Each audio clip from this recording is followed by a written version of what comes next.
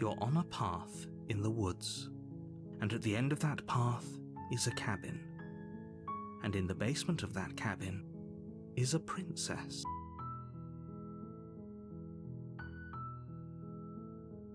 You're here to slay her. If you don't, it will be the end of the world.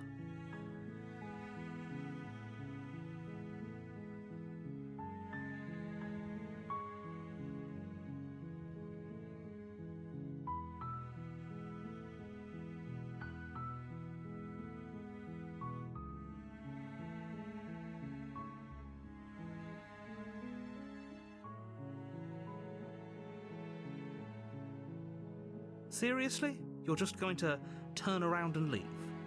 Do you even know where you're going?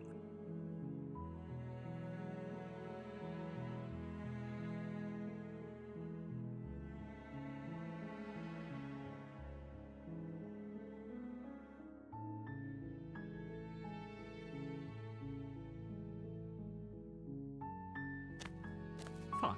I suppose you just quietly continue down the path away from the cabin. Good. What we're being asked to do here is wrong. Better to wash our hands of this whole situation than to take part in it. Ignore that annoying little voice. He doesn't know what he's talking about.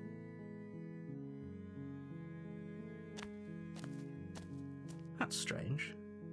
It looks like this path also leads to the cabin. How convenient. Everything's back on track again. Maybe the world can still be saved after all.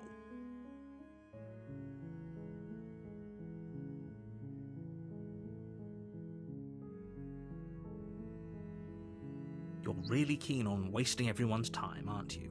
It's remarkably selfish, if you ask me. I've already outlined the stakes of the situation.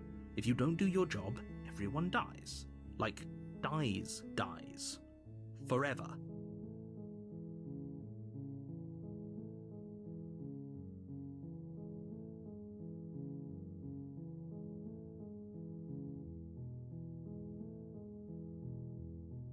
Killing is such a gauche phrasing and completely ignores the bigger picture. Your task is to slay the princess because she's terrible and she's really got it coming to her.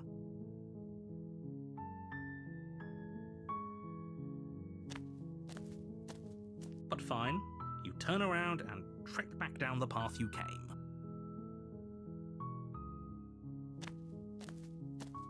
Oh, would you look at that? You're at the cabin again. Now, I'm not normally one for superstition or astrology, but I have to say, it seems like the universe itself is doing its best to bring you to your fated confrontation with the princess.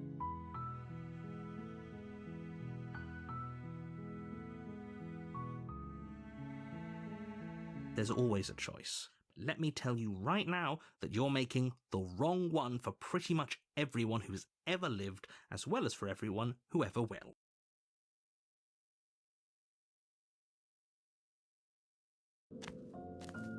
And here we go. As you trudge into the woods, something strange starts to happen. At first, it's little flickers out of the corner of your eyes, glimpses of familiar wooden structures through the leaves. But as you focus on your surroundings, you start to realize that those flickers weren't just a trick of light.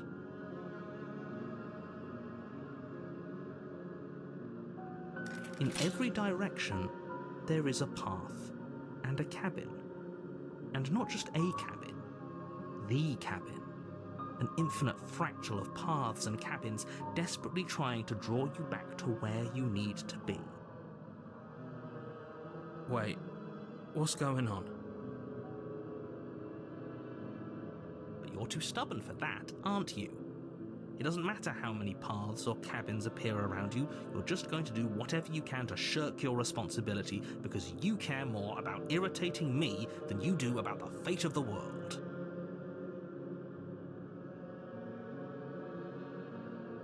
You've doomed us all, you know that, right? But of course you do. Otherwise you wouldn't just wander off into the forest in search of certain death. You lose track of just how long you spend aimlessly tromping through the wilderness, But it's not like any of that time spent lost in the woods really matters, because it isn't long before the world ends and everyone dies.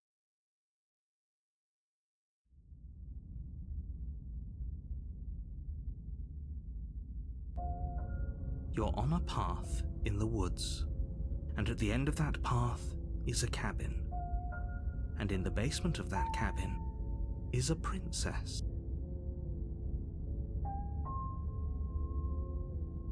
You're here to slay her. If you don't, it will be the end of the world.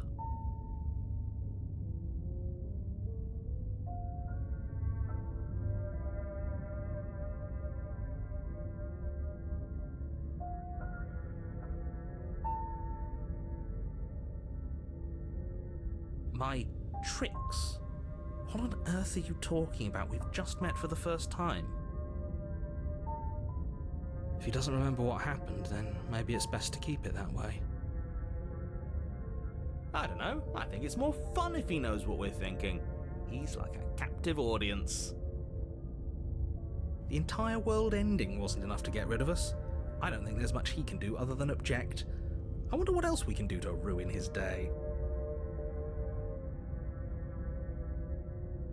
If by ruining my day, you mean ruining everyone's day forever, then yes, I suppose there are plenty of ways you could pull that off. The world really did end last time, didn't it? We should be careful. For all we know, we just got lucky.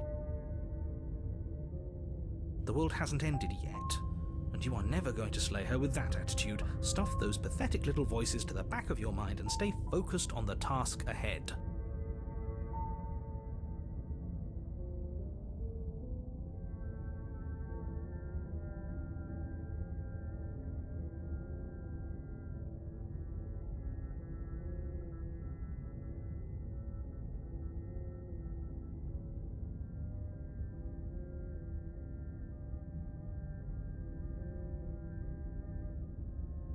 You know I can tell when you're lying, right?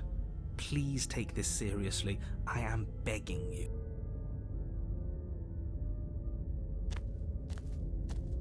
A warning before you go any further.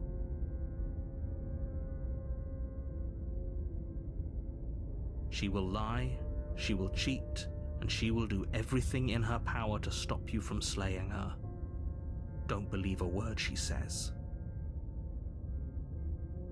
If we're stuck going in there, maybe we should believe her. Maybe she isn't a liar. Ignore him. He's just being difficult for the sake of it.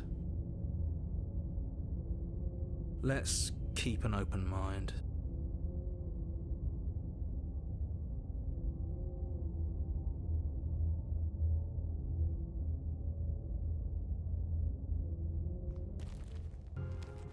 The cabin interior is wrong. A confusing patchwork of many cabin interiors, all projected across what's almost the same space. But it's all shifted. An inch here, a foot there, such that the seams are never quite visible enough for the place to make any sense.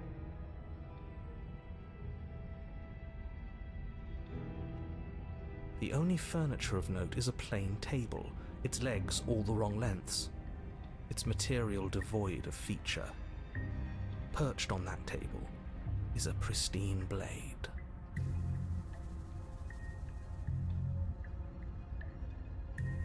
The blade is your implement. You'll need it if you want to do this right.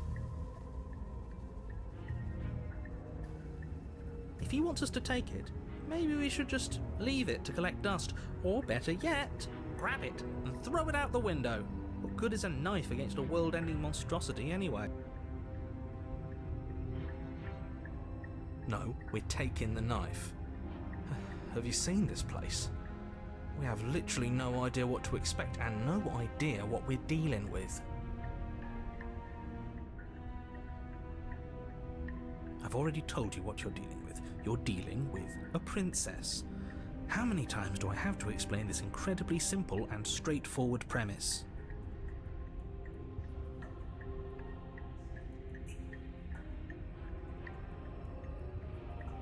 You can't just say that, but when everything here is so wrong. Listen to me. My job is to describe facts as facts and to guide you through your job, which is to slay the princess and through that action, save the entire world.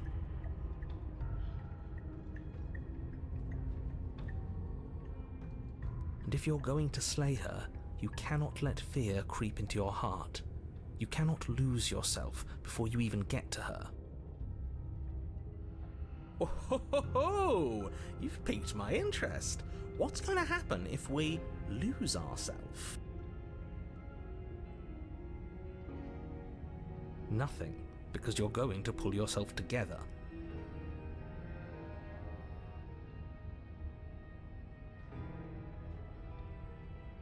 Just ignore the stressful geometry and stay calm.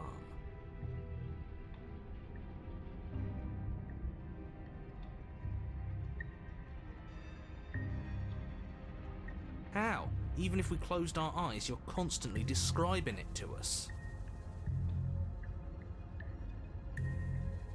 I'm not going to stop doing my job, so you're just going to have to get better at yours. And quickly, if you don't mind.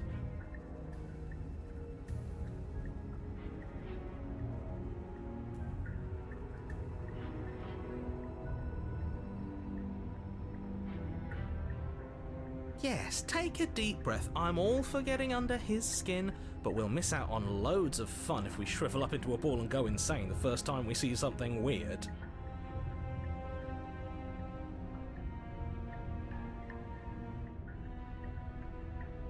What you're seeing here is obviously real. Just accept it and go with the flow. It really isn't hard.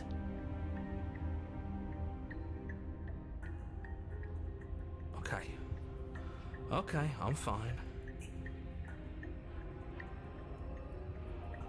Good.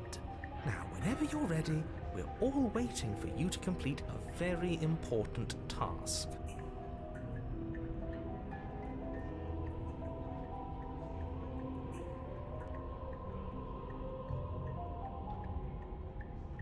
Ooh, we should look at ourselves. Wouldn't that be fun? You won't be looking at yourself because there isn't a mirror. There's the table, the blade sitting on the table, and the door to the basement. There's nothing else in here. There's definitely a mirror. There isn't. You insisting it isn't there just makes me want to look at it even more.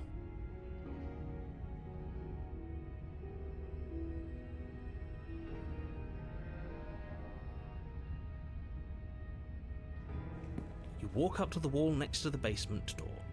It's a wall. There isn't much to see here. This really isn't funny. You reach forward and rub your hand against the cabin wall. I hope you know how ridiculous you look right now. But it was there a second ago. And now it's gone. You know that taking the mirror away from us isn't going to change things, right? We'll find it again, and then we'll see whatever it is that you don't want us to see.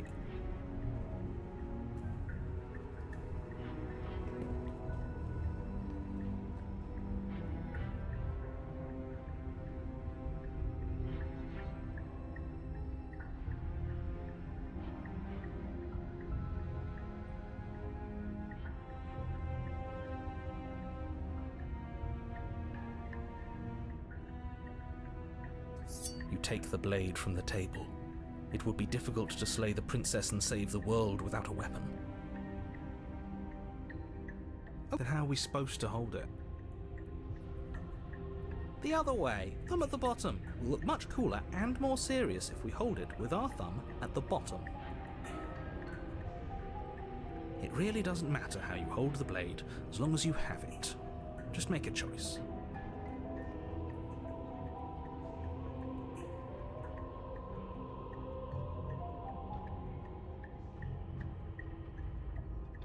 Great. You keep your grip the way it is. Your task awaits.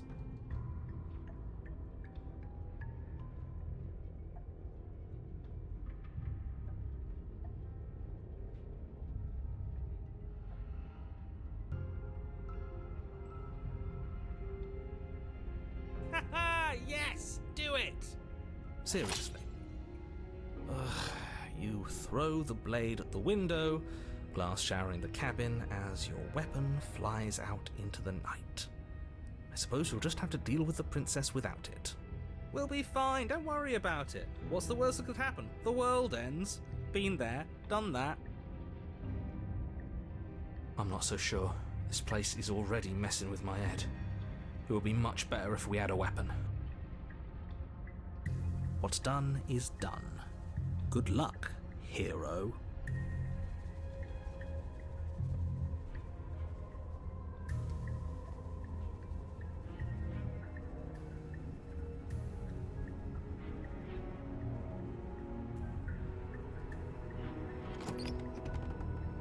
The door to the basement creaks open, revealing a web of branching staircases all built from unidentifiable materials. Nothing here seems to belong, and the closer you examine your surroundings, the more confused you get, your head throbbing with the effort of making sense of this place. None of the stairs even seem to go anywhere, let alone down. The air here has a sickening, almost sludge-like miasma to it, the kind of indiscernible quality that comes from the blending together of every scent there is at once. An odour that is simultaneously everything and yet the sum of it all coalescing into a thick, nauseating nothing. If the princess lives here, slaying her is probably doing her a favour. Her voice, a disquieting collage of tone and personality, drags up the stairs. Hello? Hi. What are you doing here? Are you here to kill? No, thank you. Oh, don't be such a baby. I don't want to do this. Let's just turn around and leave. This feels wrong. This feels like a trap. Like whatever we do, we're gonna die. We don't even have a weapon. But we already tried turning around and leaving, didn't we? And he threw up a wall. No way to go but forward. And whatever choice we make, whatever she is, we know one thing for sure. And what's that? That the fate of the world hinges on your success? There'll still be plenty of ways to ruin his day.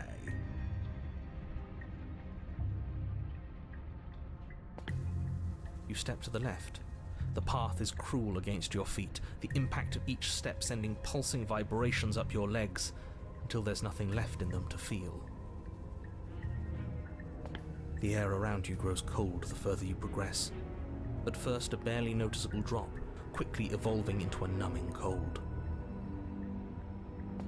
Your toes feel like blocks of ice, your breaths puff out in clouds of condensed vapor. You shudder against it as you continue down the stairway, losing yourself in the bone-deep chill.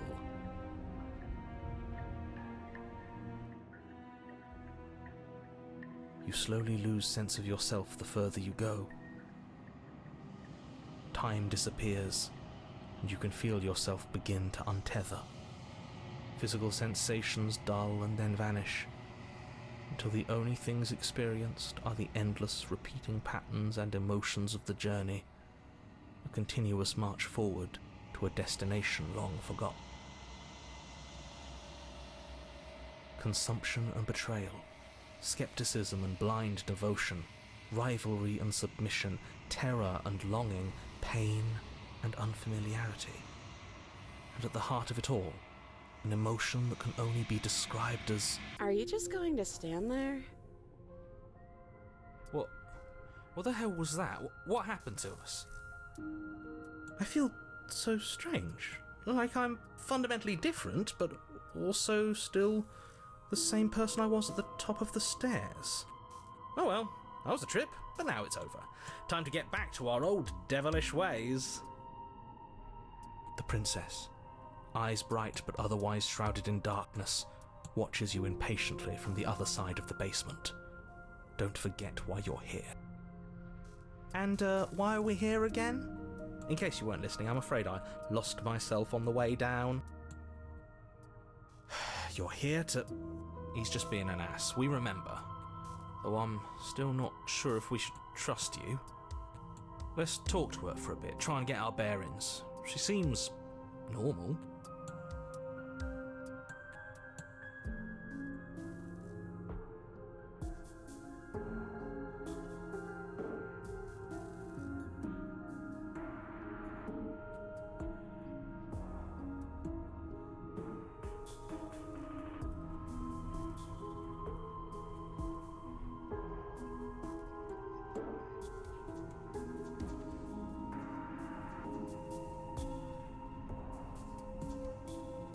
And do you believe that? Do you think I'm some sort of monster? Everything you've heard about me is true, and I'm going to lay waste to everything, starting with you. As the princess speaks again, it's almost as if she fractures, and where there was once just one of her, there is now another. We can do that? I don't like this. It's those cabins all over again. Can we put her back? You said you'd been here before, right? What exactly happened last time? Does it matter? Yes, it matters. But I'm not going to waste any more time prying out details if you're going to be so irritating about it. It seems to me like you saw something you weren't supposed to have seen. If only you'd listened to whatever words of wisdom you were given in that other reality. But what's done is done, isn't it? Whatever you saw last time, unsee it. Whatever thoughts weaseled their way into your head, unthink them. If it's not already too late. You have a job to do here, and you need to do it now. Ooh, new plan. Let's see if we can make even more of her.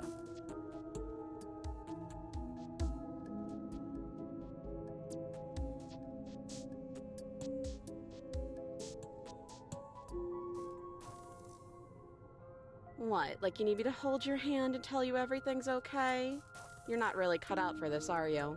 Why are you even here? We're probably stuck down here forever, aren't we? There's no way out, and barely a way in. Oh, I thought they would send something better to deal with me. If the stairs managed to chew you up, I will devour you. You can address me as Your Royal Highness, or Her Majesty. Any honorific should do, really. It doesn't matter. I've been down here for so long. What's the point of a name if there's no one around to use it? No, I don't need a name. My name is whatever hushed whispers follow in the wake of my devastation. None of them have names. How astute. I told you she was untrustworthy.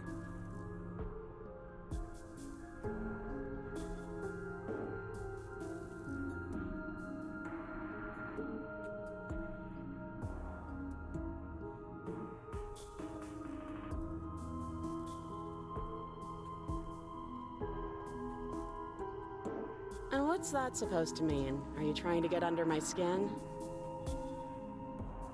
I don't feel like I've gotten any bigger.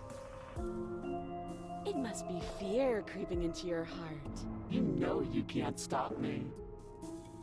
There must be something wrong with you. I'm the same as I was a moment ago. She fractures again. I don't like where this is going.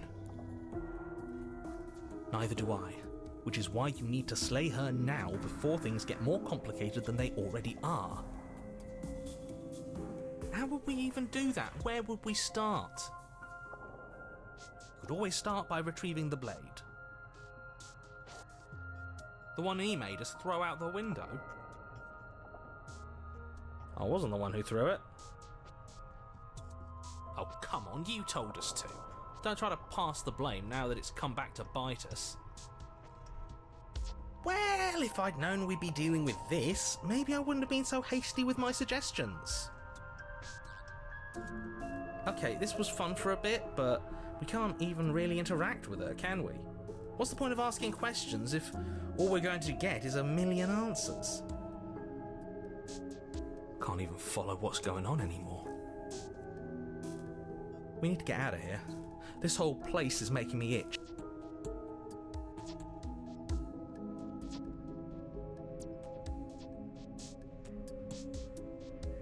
Wait, that's not right.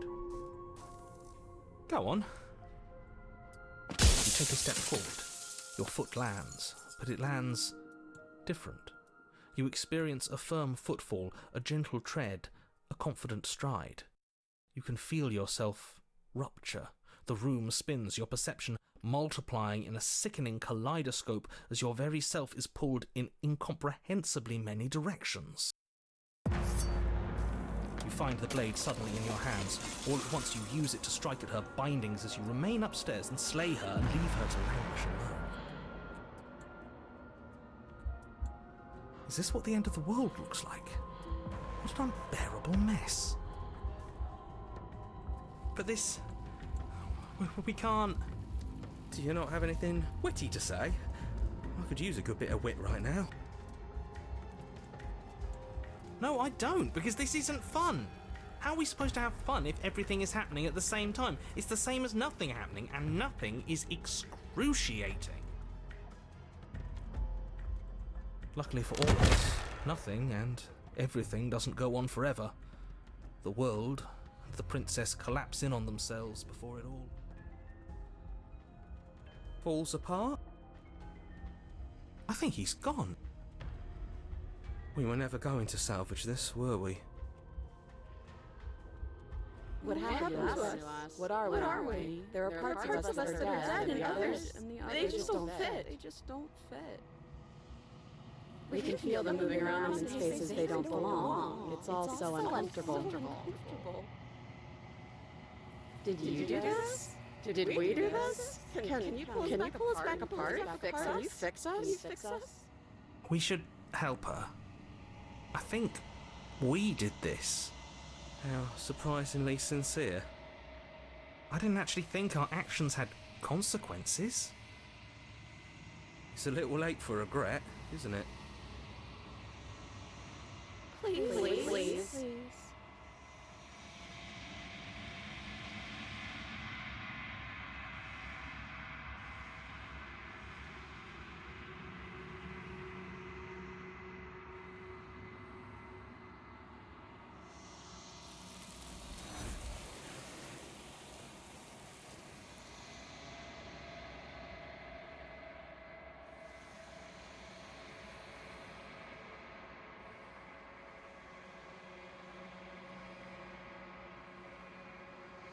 She's gone. Where did she go? Should we try and find her? And there's that mirror again. Why is it here? Why now?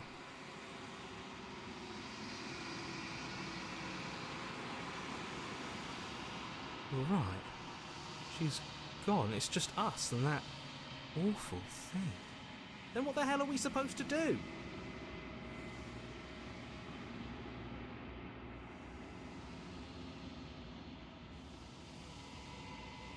He is. Does that mean the world ended? Again, what the hell are we supposed to do?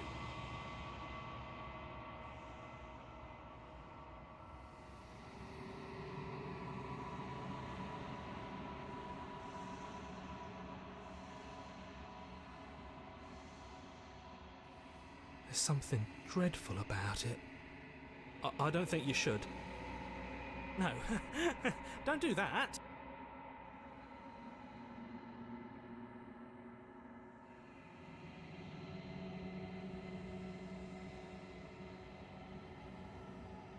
I'm begging you, don't do this.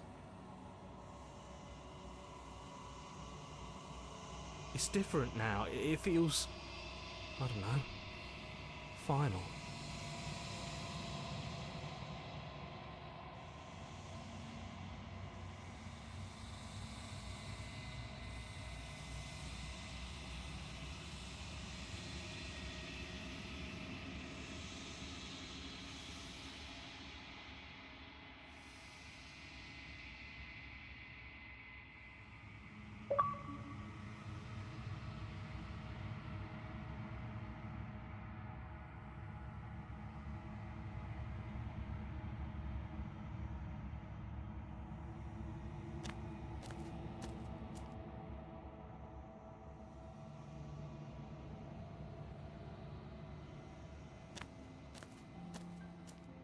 Something finds me in the long quiet and brings me the gift of a fragile vessel.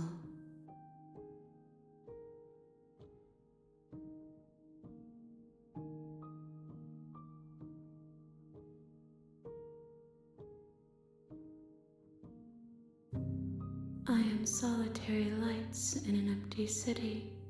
What are you?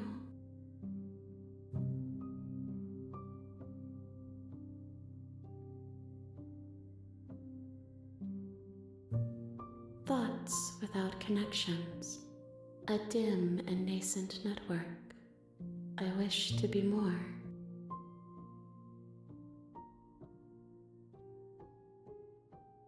I think that you are like me. We are oceans reduced to shallow creeks.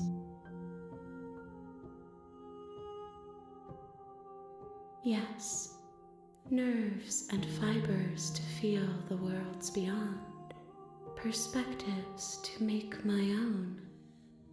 These ones are a contradiction, a winding kaleidoscope of paths unwalked. They are stretched into a shape not unlike me, but it is a shape they cannot hold. I am sorry that you met this vessel so early in your journey, but they will make for a rich and vibrant heart. Do not mourn them, for they will finally get to know themselves.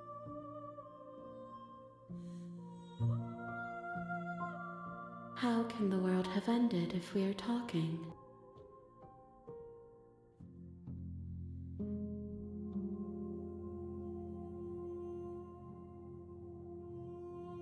I'm sorry. There are some changes that can never be undone. There are some tears that can never be unshed. This is not a place that can hold a fragment of a concept. The moment she arrived here, she was going to return to me. I promise that it doesn't hurt.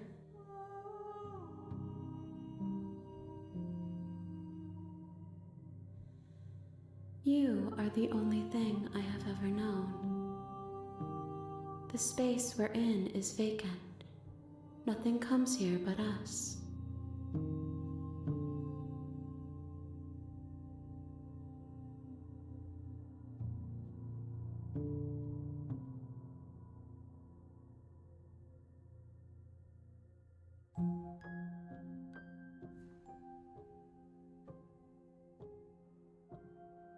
I have only just now stirred to consciousness. I could not have trapped you here, and I too yearn to be free.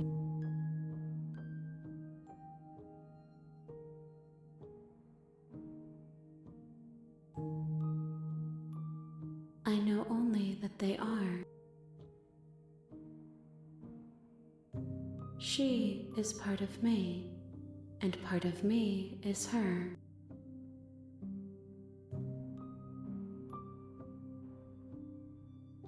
You speak in circles. Does it matter where one thing begins and another ends?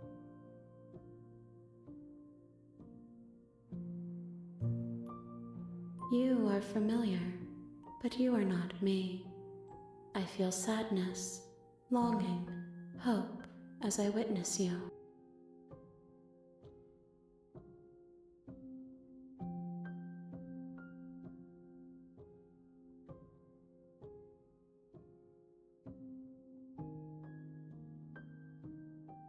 Nothing, as we are, but I know that there are worlds beyond us, and that we are meant to reach them.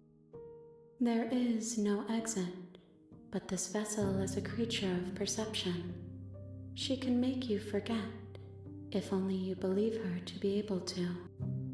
Bring me more perspectives, so that I may be whole, and perhaps then we will know our freedom.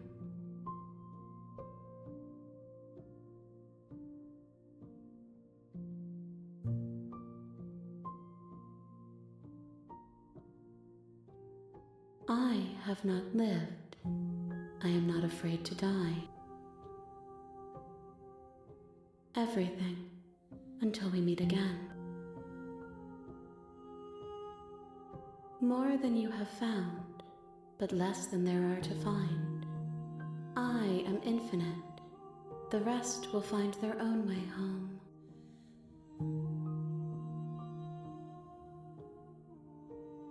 Then we will be here forever, as we are now, unfinished, dry, hollow.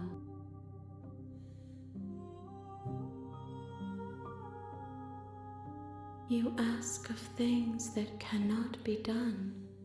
To destroy is merely to reshape, to remold.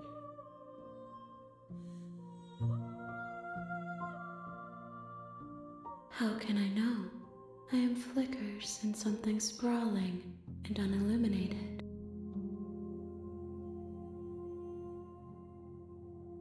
If you need time, then I'll wait with you.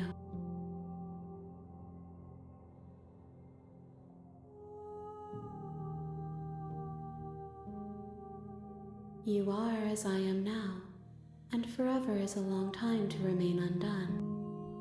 I am not you, but I know that I would return before forever was finished. What textures will you weave for yourself to occupy forever? Will you place the images of you and I into a box for safekeeping? If you close that box, will you become another you in another world? An imaginary pattern repeating itself until it can no longer bear the weight of its hand-drawn cage.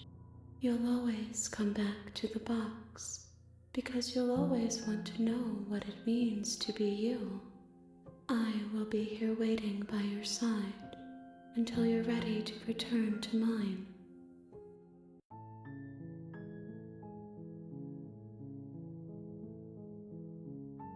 I see you have returned to me.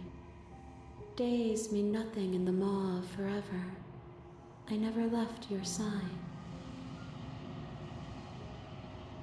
She asks that I tell you to remember her. You won't.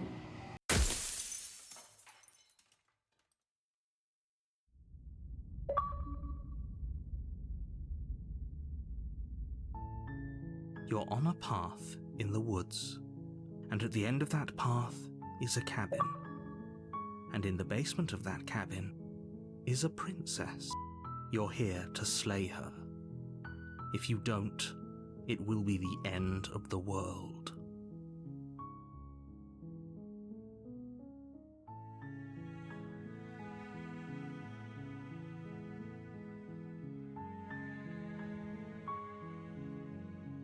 While I appreciate the mental exercise, we are running up against a bit of a ticking clock. Nevertheless, let me assure you, the princess is locked up because she's dangerous. She is not dangerous because she's locked up. And before you decide to waste even more of our time by asking how I know that, let me suggest a more pragmatic lens through which to view this situation. It's no use arguing semantics over a metaphorical chicken or egg, because the egg is hatched and it's about to ruin everything. Unless, of course, you do your job and slay her.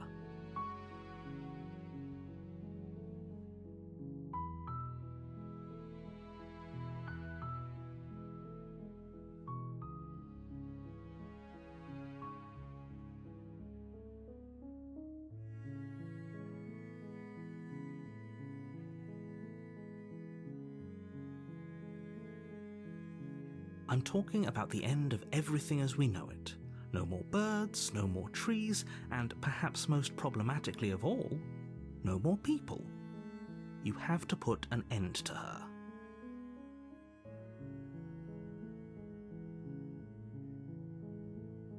Don't linger on the specifics. You have a job to do here. Just get in there and do what needs to be done. We're all counting on you.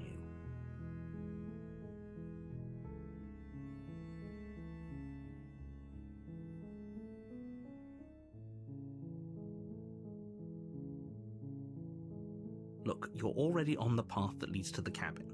Why would you be here if it weren't to complete a very important task? You've made it this far, you might as well reach the end of your journey.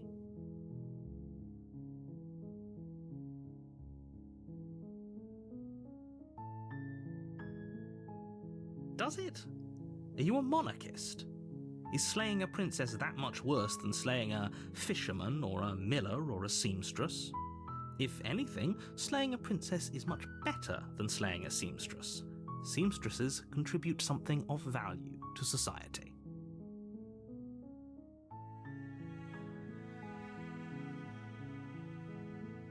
Are you serious? No, you have to do it.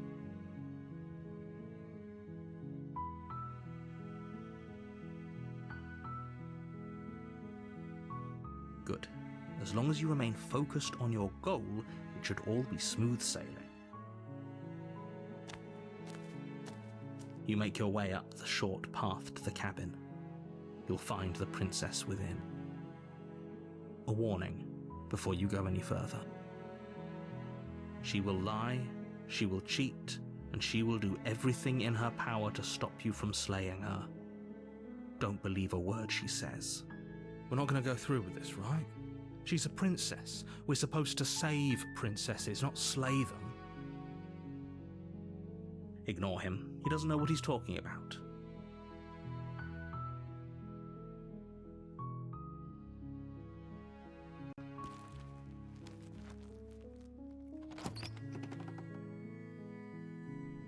The interior of the cabin is almost entirely bare. The air is stale and musty, and the floor and walls are painted in a fine layer of dust. The only furniture of note is a plain wooden table. Perched on that table is a pristine blade. The blade is your implement. You'll need it if you want to do this right.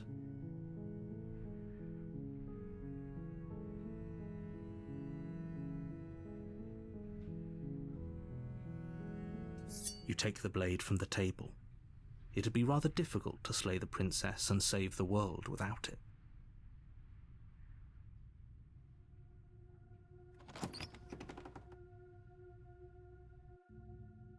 The door to the basement creaks open, revealing a staircase faintly illuminated by an unseen light in the room below. This is an oppressive place. The air feels heavy and damp, a hint of rot filtering from the ancient wood. If the princess really lives here, slaying her is probably doing her a favor. Her voice carries up the stairs. Who's there? She sounds dangerous. It's almost as if she's the one in charge down here. Don't let it fool you. It's all part of the manipulation.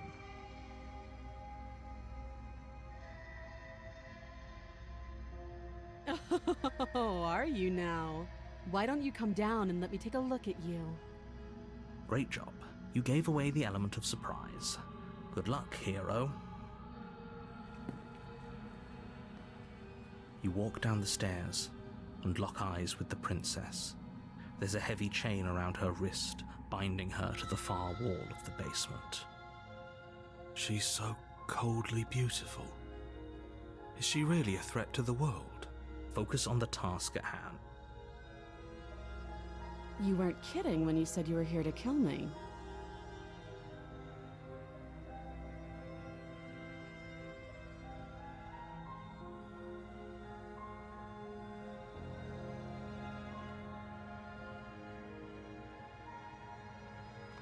You step forward, your grip on the blade tightening as you steel your resolve. Oh? No talking then? Fine. What even makes you think you can kill me? I'm probably chained up in this basement for a reason, right? And if that knife is the only weapon you have, you'll have to get close enough to use it. So, you should just drop it. Best not to risk finding out what I can do. She's unarmed. If you hesitate now, it'll be too late. End this.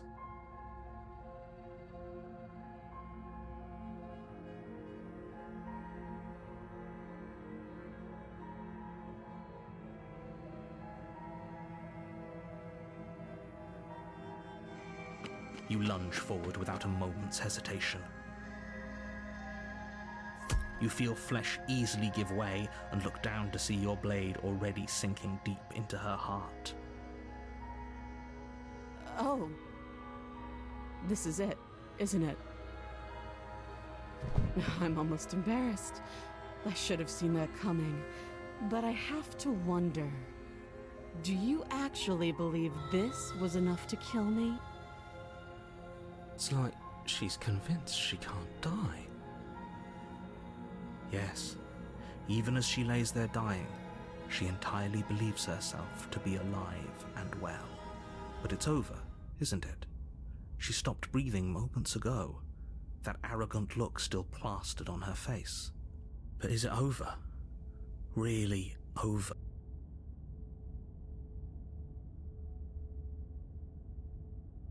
It's over. You could check her sleeves if you want, but I can assure you that there's nothing hidden up there. We should make sure. What's the harm in checking for a pulse? I really don't think you should do that. And why shouldn't we? Is there something you're not telling us? I've told you everything that's happened with complete accuracy. The princess is dead. Your blade pierced her heart. There's no coming back from that.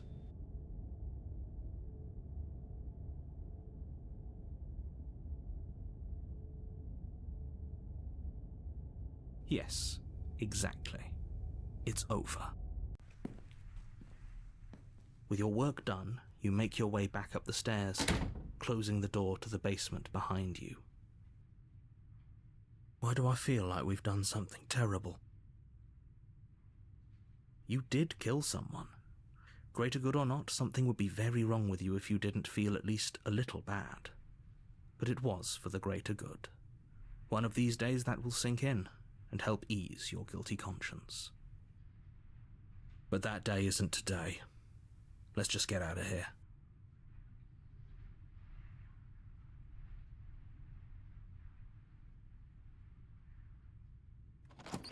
You open the cabin door, ready to return to a world saved from certain doom. Only, a world saved from certain doom isn't what you find. Instead, what you find is nothing at all. Where a lush forest stood mere minutes ago, the only thing in front of you now is the vast emptiness of some place far away. What happened? Everyone is fine. It's just that you and the cabin are now far away from them. Don't worry. You'll be safe here. This is good. Everyone is happy. You'll be happy.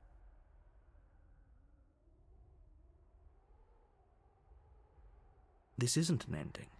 In fact, now that the princess has been slain, endings are a thing of the past. No. This is the beginning of eternity. Your reward. This is what's best for everyone. Trust me. Time passes. You can't be sure if it's days or months or years or even decades. It's all a wonderful, boring blur. You've never been happier. Psst. Hey. We're not just going to stay here forever, right?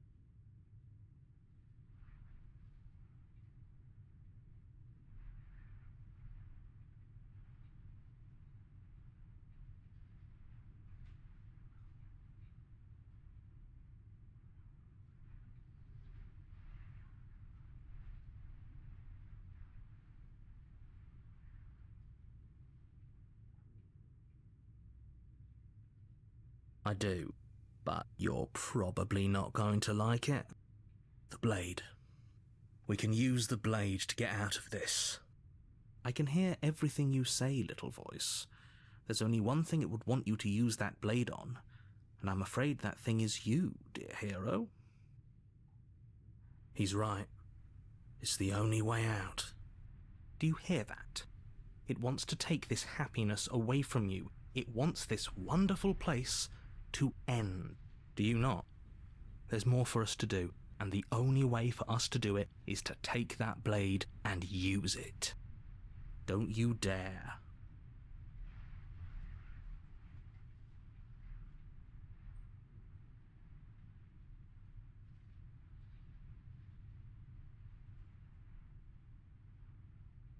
How astute. You are absolutely correct. Using the blade to kill yourself would kill you, and you shouldn't do it. In a sense, we'd die, but looking at things from another angle, are we even really alive anymore? This place, it's nothing. It's absolutely nothing. It's just the same thing, constantly, forever. I know this is out there, but trust me, I know using the blade will work. That little voice didn't want you to slay the princess. It didn't want you to be happy.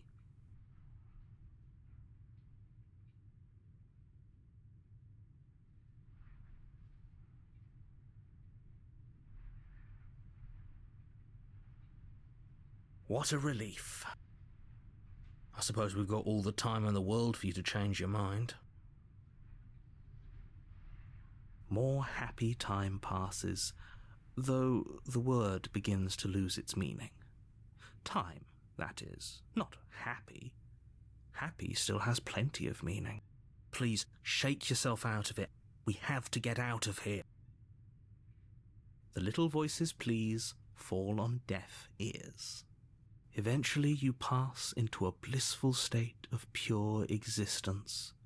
Though words like eventually and pass ceased to have any meaning to you long before that shift, you simply exist. Happy.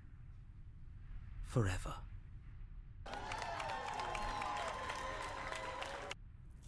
You have already committed to my completion. You cannot go further astray.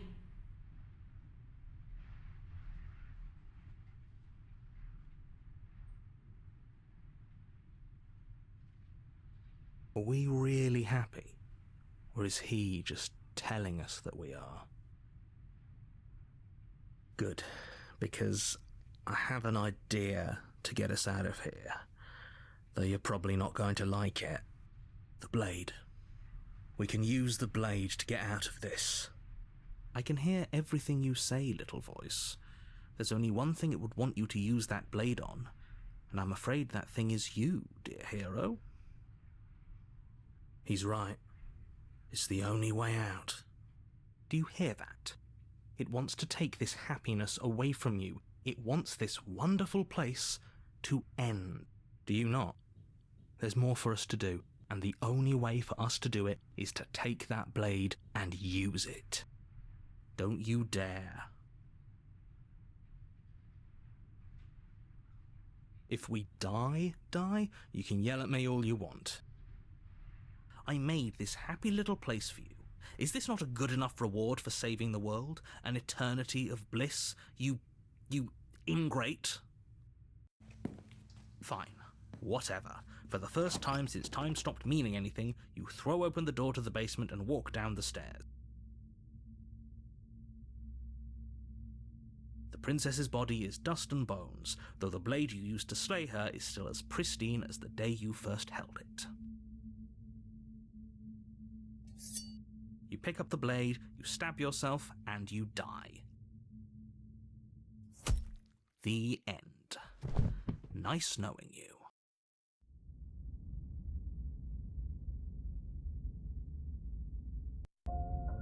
You're on a path in the woods, and at the end of that path is a cabin. And in the basement of that cabin is a princess. You're here to slay her. If you don't, it will be the end of the world.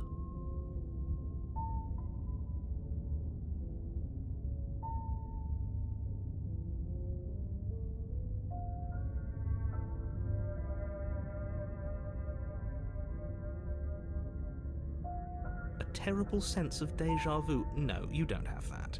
This is the first time either of us have been here. If he doesn't remember what happened, then maybe it's best to keep it that way. That's fine. It wasn't very hard to kill her last time. We'll just do it again. Well, if for whatever reason you're going to insist that this has happened before, at least your heart's in the right place.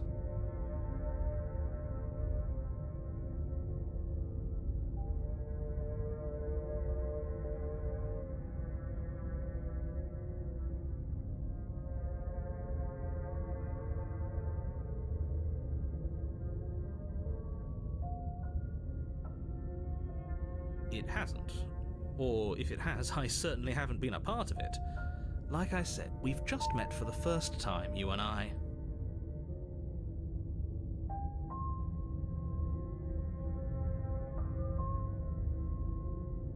Those are two very different questions, but fine, I'll indulge you if that's what it takes to get you moving.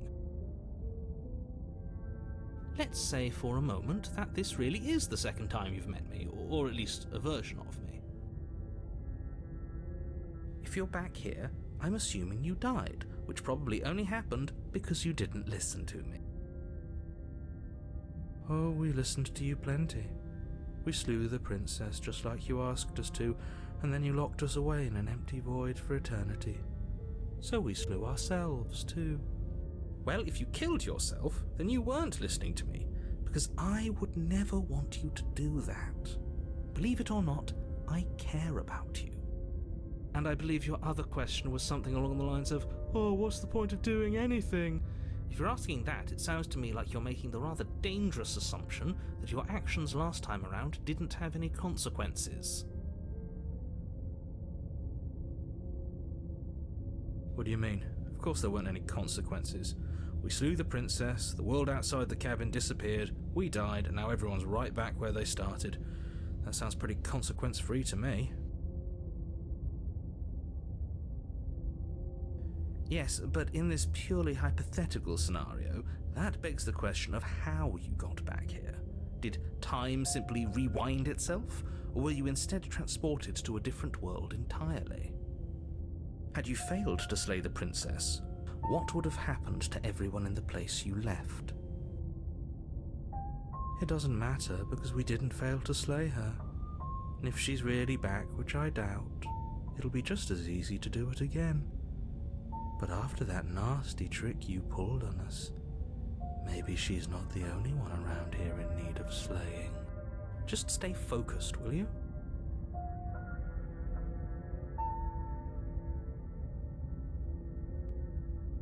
Just be quick about it.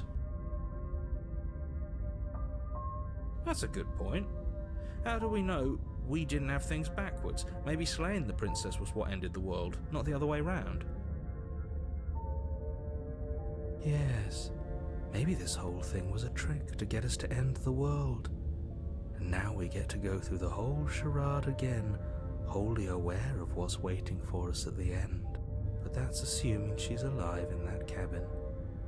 We did kill her, after all. You're going to find her in the cabin. If the princess had actually been slain, you wouldn't be here. And let me assure you, killing her will not end the world. I don't know what you think happened to you last time, but it's a load of nonsense. You'll get your happy ending. I promise. Well, that's exactly what we're afraid of. Really? Living happily ever after sounds that bad to you? Oh well, there's no use arguing over your masochism. The cabin awaits. She just can. You'll have to trust that what I'm saying is true. People locked her in that basement, and I told you what this place is. It's a path in the woods. Don't overcomplicate things. Look, I'm not supposed to say this, but it's because you're special. You're the only person capable of doing this. Call it a prophecy, if that helps, but it's just the way things are. Oh, I didn't know we were special. Of course we're special. I've told you everything you need to know. Going into more detail would just overcomplicate an otherwise very simple situation and make your job more difficult. This is boring. He's clearly not interested in talking, so let's just do as he says, and maybe he'll stop bothering us.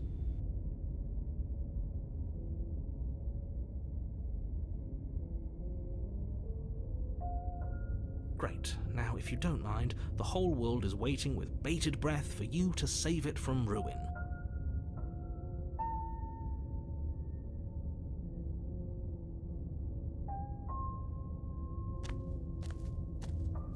A warning before you go any further. She will lie, she will cheat, and she will do everything in her power to stop you from slaying her. Don't believe a word she says. She won't be a problem.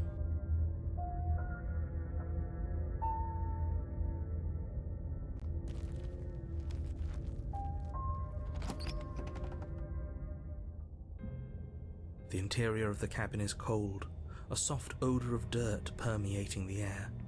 Cobwebs flutter in the corners. You can hear wind whistling outside, banging the shutters against the windows. The only furniture of note is an elegant antique table with a pristine blade perched on the edge. The blade is your implement. You'll need it if you want to do this right. It feels like no one's been here for a long, long time. Like I've been saying, she's dead. We killed her already. That's because there isn't a mirror. There's a table, the blade sitting on the table, and the door to the basement. There's nothing else in here. There's definitely a mirror. There isn't. Who cares if there's a mirror? Let's just go into the basement and find her body so we can be done with this.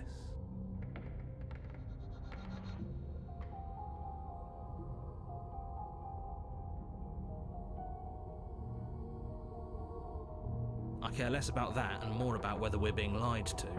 If he's willing to lie about something as innocuous as a mirror, what else is he hiding from us? I'm not lying to you. Use your eyes. There is no mirror. Why would I lie about something so meaningless?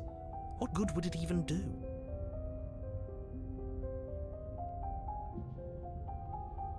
Very different. Maybe that's because you haven't actually been here. I hope this means you'll finally drop that ridiculous second life proposition. You haven't died. You certainly haven't already slain the princess. So focus up. A lot's riding on this.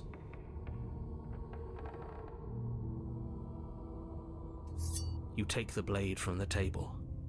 It will be difficult to slay the princess and save the world without a weapon.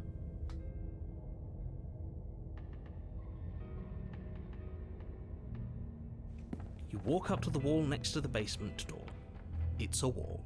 There isn't much to see here. This really isn't funny.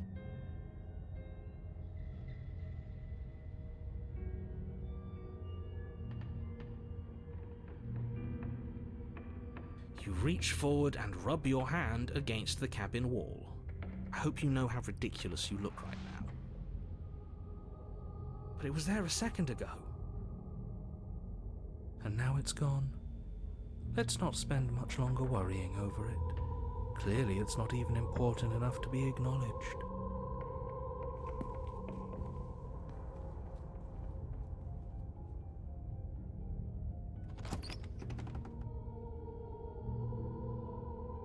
The door to the basement groans open, revealing an old banister and a creaky wooden stairwell. Everything is coated in a thick layer of dust, and you can feel it settle into your lungs as you breathe in the stale air. The very building itself feels dead. If the princess lives here, slaying her would probably be doing her a favor. The room below is silent. Nobody's here. Naturally. As much as I appreciate the optimism, you shouldn't be so sure. I guess we'll just have to go down and see. As you descend the final step, the form of the princess comes into view. A skeletal body lying in a heap on the floor, its wrist still bound to the wall by a thick chain. Okay, she's definitely dead. It's just like I told you. Before you have a chance to finish your thought, the top of a head appears from underneath the floor. Two deep-set eyes stare up at you, followed by a mischievous, skeletal grin. And finally, the rest of the body floats up to join the head. Wait, this isn't right. What's going on here? Ghost! Oh, wow. How absolutely terrifying. What's a ghost supposed to do to us? Oh, it's you. Hiya, Keller. I was hoping to see you again. I have some issues with how our last meeting went. The princess drifts across the room into your orbit, gently running her fingers across your shoulders and down your neck as she circles you.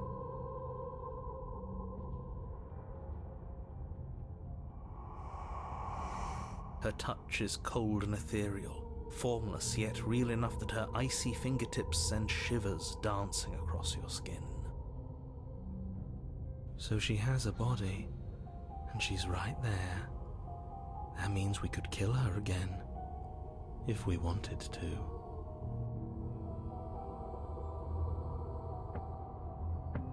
I see you brought that annoying knife again. So, are you waiting for a chance to use it? Or are you here for something else? Yes, obviously things are strange right now. I think it's safe to say that you've seen something you shouldn't have seen. Whatever worlds you've hopped between, whatever versions of me you've met, none of that matters now. There's no changing what's already happened, but you have a job to finish. Finish how? We already did what you told us, and now she's a ghost. You haven't tried slaying her yet this time, though, have you? And then what? And then you'll have saved the world. I think he's asking about what happens after we save the world, if that's even still an option. What do you mean, after? You already know what we mean, don't you? So why don't you go ahead and tell us? Are you going to try and lock us away in a timeless void again? Because I didn't much care for that. I'm not going to lock you anywhere. What an interesting choice of emphasis.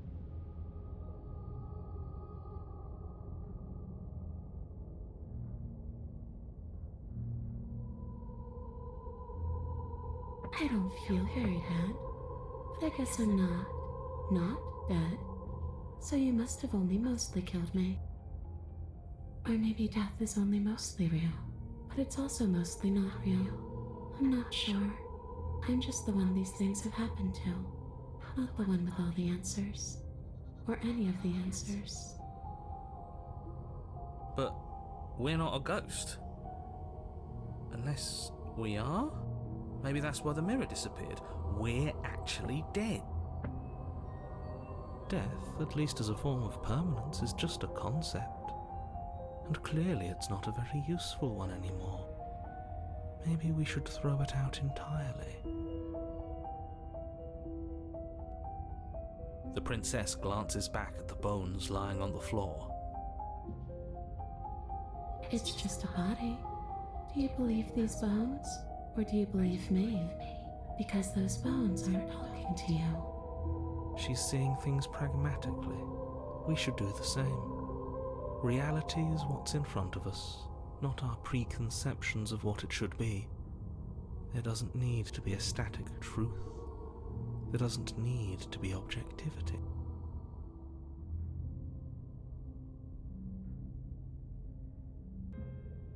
How should I know? Why does anyone come back? Maybe I have unfinished business with you. Or maybe you have unfinished business with me. All I know is there's a hole in my chest, and not the big obvious one that you put there. There's something older and deeper. A nagging reminder that I'm not where I'm supposed to be.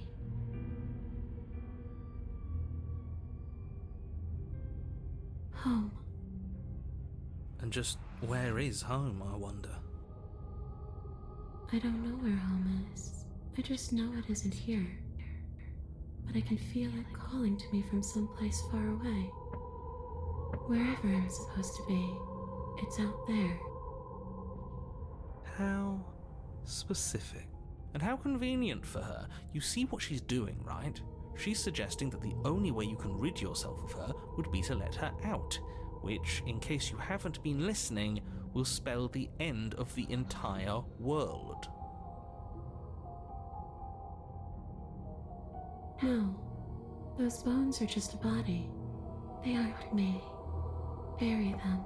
Smash them. It won't do a thing. But you can help me. This place won't let me leave. At least, not alone. I've tried. Before you came back to me, I explored every inch of this place, even the spaces between the walls. But I never found a way out. I always wound up right back here. Maybe we should just leave. If she can't get out on her own, then why do we have to do anything? We could probably walk out right now and everything will be fine. Hasn't got out and can't get out are two very different things. It'd be dull anyway. It's more interesting if we make a choice. But you can come and go as you please, can't you? So, let me hitch a ride. After all, you own me.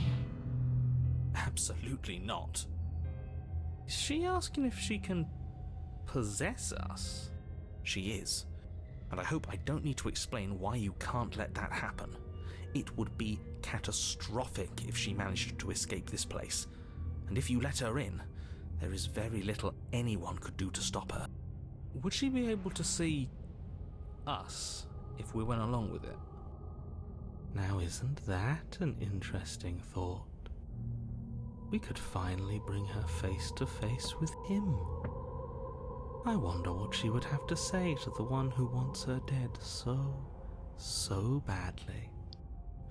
You won't like how things play out if you go down this path.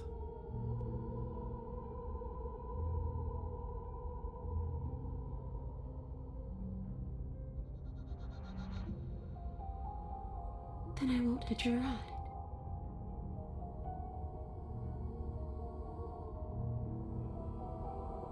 I'm sure you'd like to know. It's a shame I won't tell you. But it'll be easier for both of us if you just let me in. And doesn't it sound nice? Maybe for her, but it's crowded enough in here as is. You won't have to feel guilty anymore. If you even do feel guilt. It could be the best way to trap her for good. Doesn't seem like it would be very easy to end the world from inside someone else's body.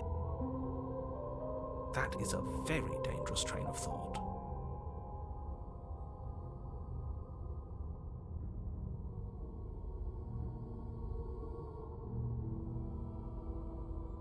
If I'm able to. But for all we know, that's not how it works. Maybe I'll wind up stuck with you for a long time. Do you hear the way she said that? She knows more than she's letting on. Don't let her fool you into doing something you'll regret. Sure, why not? That doesn't sound very reassuring. I can't believe you're even entertaining her right now. I mean, just look at her.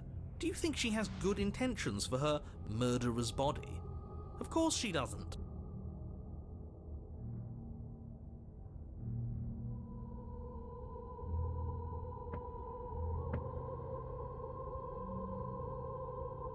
The princess swims through the air in front of you, pausing for a brief moment as her dark-rimmed eyes stare deeply into yours. There's a hunger in her gaze. You're really trying to make it up to me, aren't you? Thanks for being a pal, killer. I mean it. What are you doing? Don't just let her in. How many times do I have to tell you? See you soon. She rushes forward and then she's gone. A sharp chill spreads across your body. It starts in your chest, a freezing numbness flowing out from your heart, all the way down your limbs, your mind growing cloudy and confused as it settles over your very soul. I'm not sure I like this. Can we get a do-over?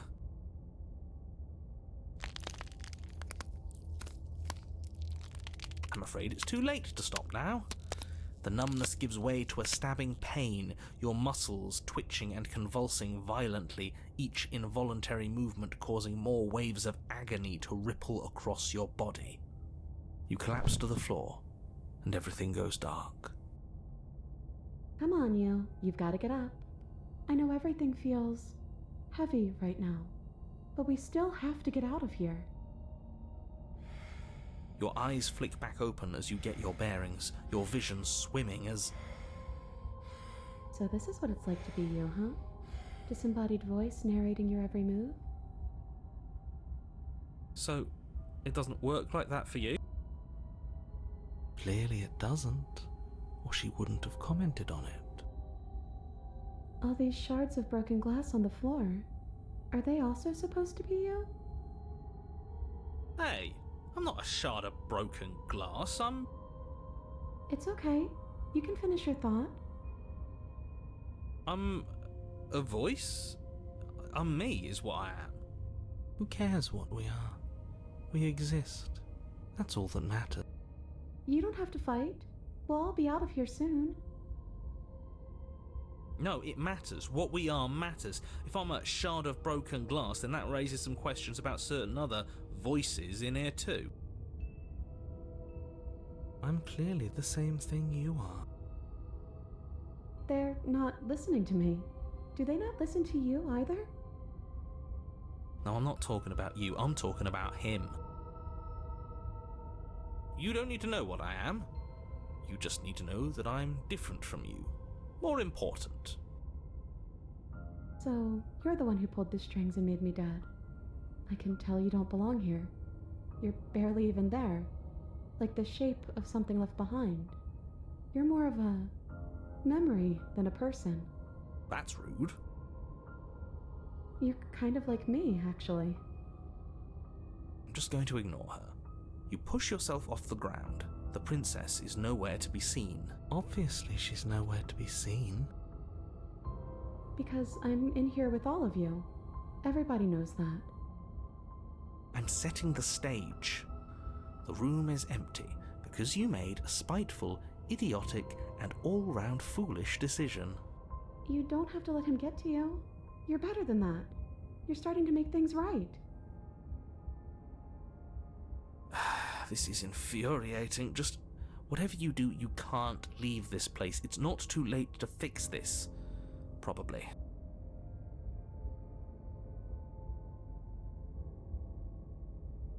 It's okay.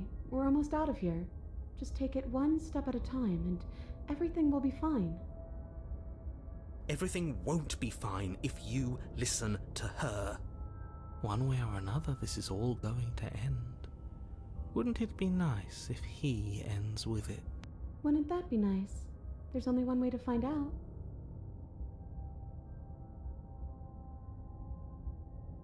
Isn't that an interesting idea? I hadn't even considered it as an option. Slaying her would slay you. Are you sure you're willing to do that? Of course we're sure.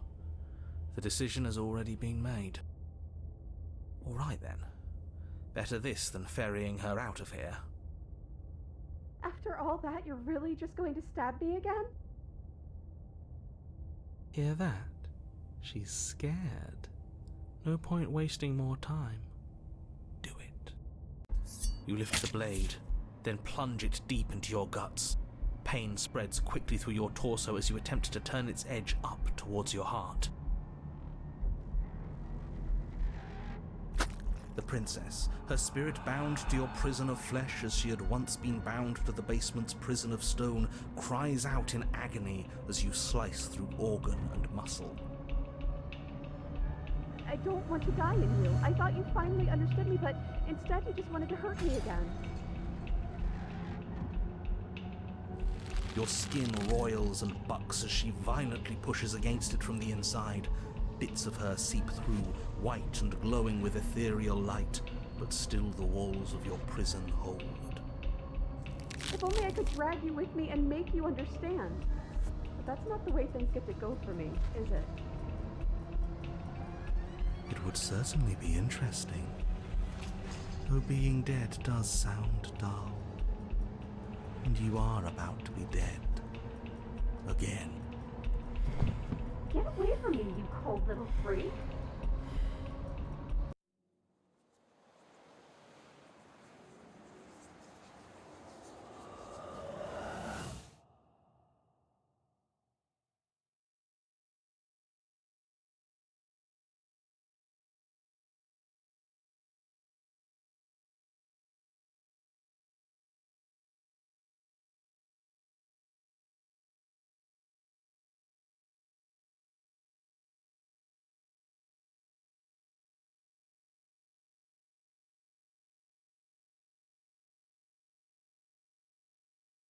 We were so close to leaving, and now look at you. Look at me. Is this what you wanted?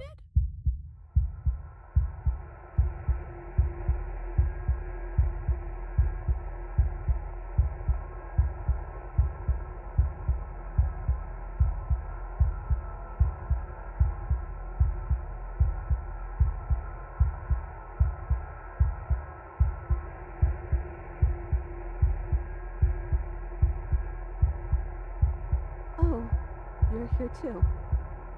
Maybe trying to slay me was for the best, if it means you could leave those other voices behind. The two mean ones, at least. I feel kind of bad for the nice one. But we probably shouldn't think about them too much right now. They're a mess, and I don't think we can fix them. No point in worrying over messes that can't be fixed.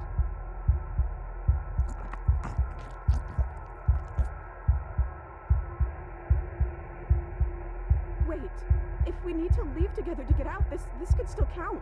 We have to try before your, body stops being alive.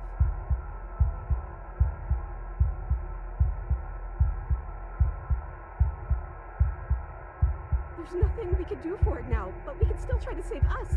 We just have to leave.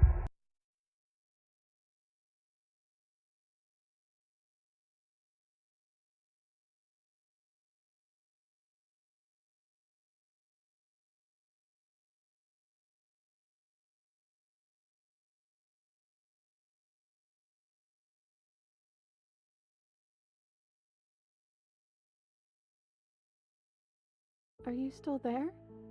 Am I alone again?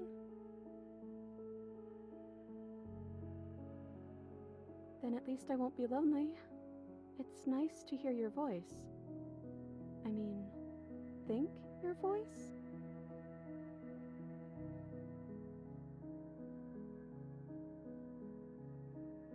I don't know why you did what you did, but it's hard to be mad when you're just as stuck as I am.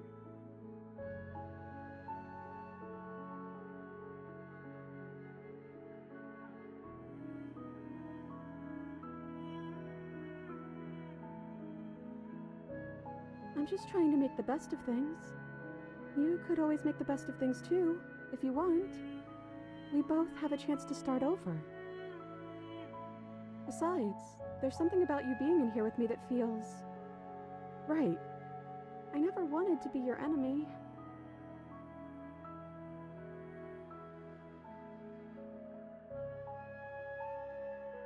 I don't know what to say. I just feel fine right now. I think things happen for a reason.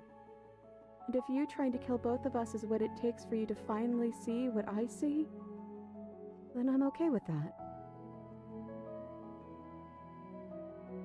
That's okay. I'm sure you had your reasons. I don't think it's good to hold on to the past like that anyways. It's better if we choose to move forward together.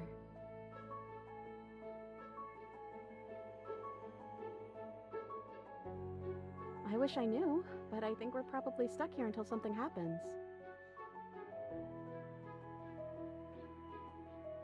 I don't know. I hope they're okay. Some of them, at least.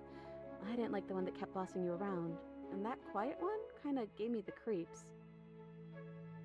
I liked that last one, though. He was nice. I hope he's okay.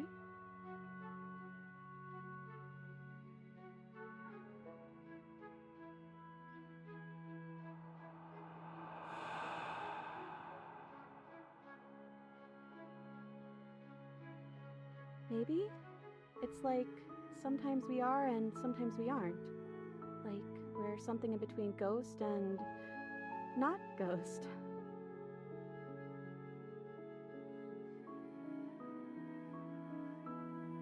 Well, that's what I've always done.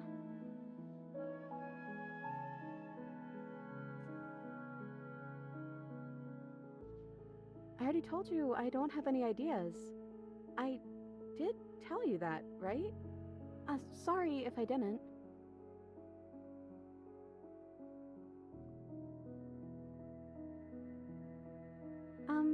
You're kind of a broken record right now.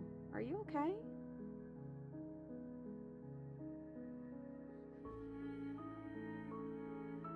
Maybe I stop answering you, you'll say something else.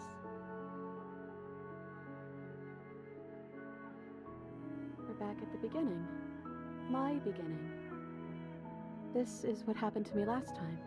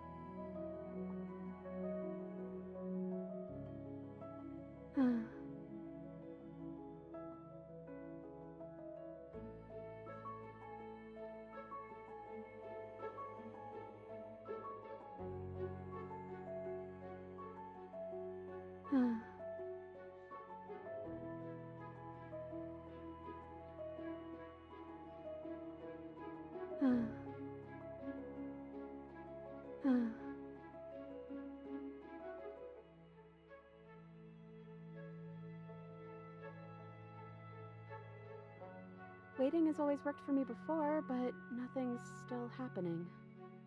Maybe we just have to wait some more.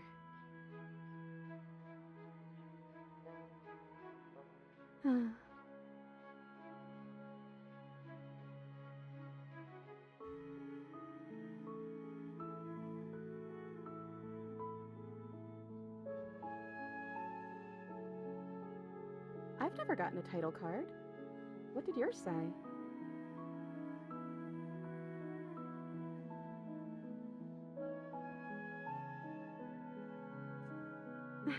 Well, the first one is sweet.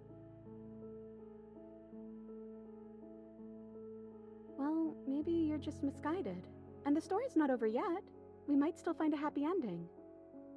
But I think it's time we start a new chapter. How about... Chapter 3, The Princess and the Dragon.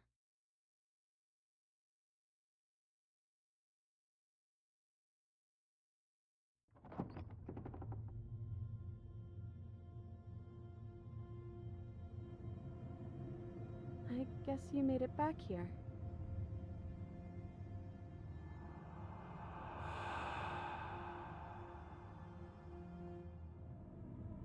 We're still all wrong. It's like you don't really know what we're supposed to be.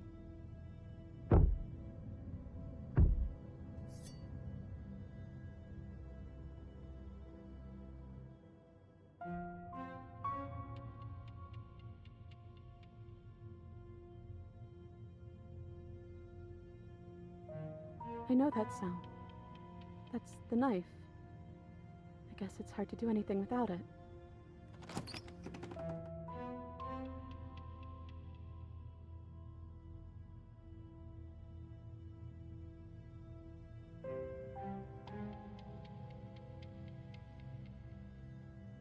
Are you trying to say something out loud? I don't think you can do that while you're in here with me. I think we're stuck together, so we have to be on the same team. I hoped you were on my side by now.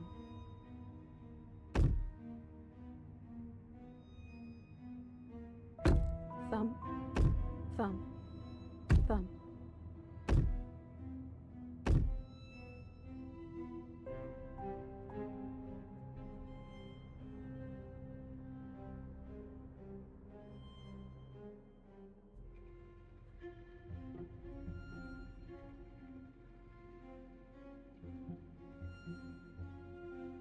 I guess we'll just have to talk to them. So, here we are again. I'm back in chains and you have your knife. So, what are we going to do?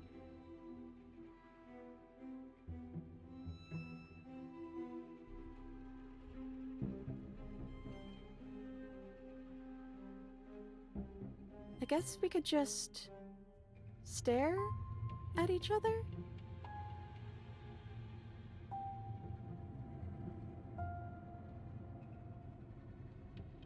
Is that why you're always quietly staring? I can't hear what's going on in there anymore now that I'm back in my own body. Do you want to share your thoughts? It'd only be polite, really. Oh, you would like to hear what we're thinking, wouldn't you?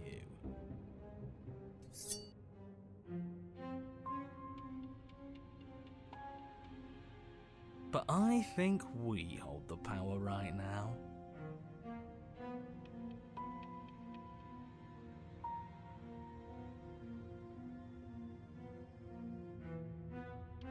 How dull. We've already had our discussions in private. I'd rather not keep listening to the rest of you run in circles, repeating the same arguments again and again and again. It was so much more interesting when we had someone to mediate. I'm sorry, did you just share privileged information with the enemy? Well, it isn't privileged anymore, now is it? Do we really need all this secrecy? No, we don't. Yes we do. Sidebar everyone, now. Chop chop.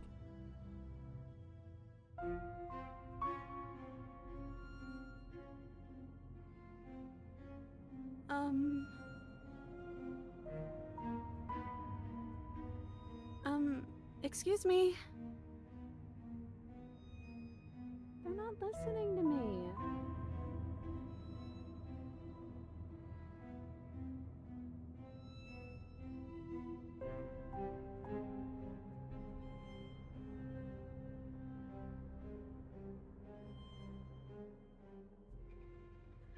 Yeah, I guess. It's not very nice, though.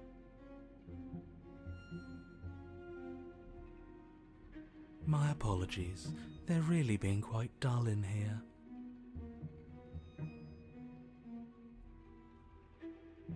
We're not being dull, we're strategizing. Now, if you would all just bear with me. And decision made. I hope it's a good one. Oh, good for us. But not so good for you. From what I remember, it's pretty easy to kill you the first time around. And this time you're back to being very... what's the word? Fleshy? Yes, exactly. That's precisely the word I was looking for. You're fleshy now. No more of that incorporeality. Trust me, I wouldn't be doing this if I didn't think it would be easy. And are you doing this? Oh, I most definitely am.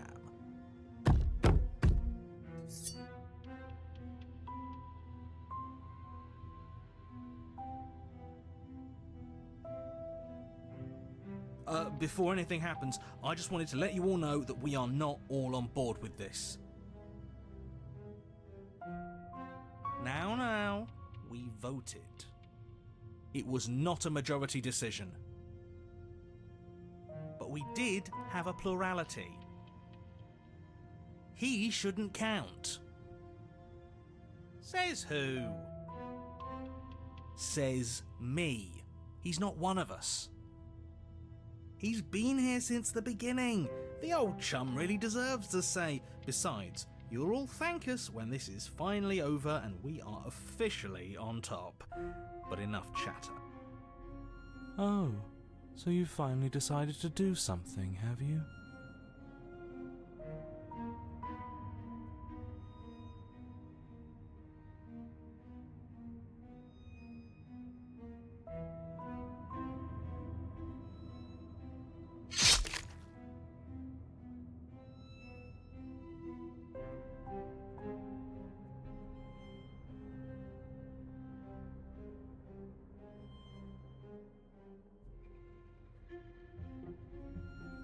Princess collapses against the wall. See? That was easy. It was too easy. It felt bad. Don't feel bad. Life is all about taking the easy wins. You don't think the people at the top got there because they worked for it, do you? I mean, of course they did.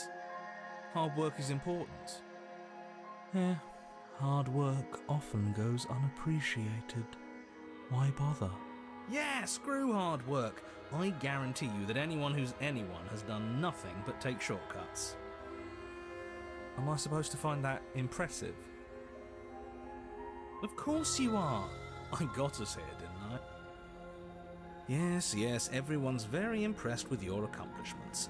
But in case you hadn't noticed, she isn't dead yet. So how about you finish this before you start celebrating yourself? What are you waiting for? You won, didn't you? Not that it's hard executing a helpless captive.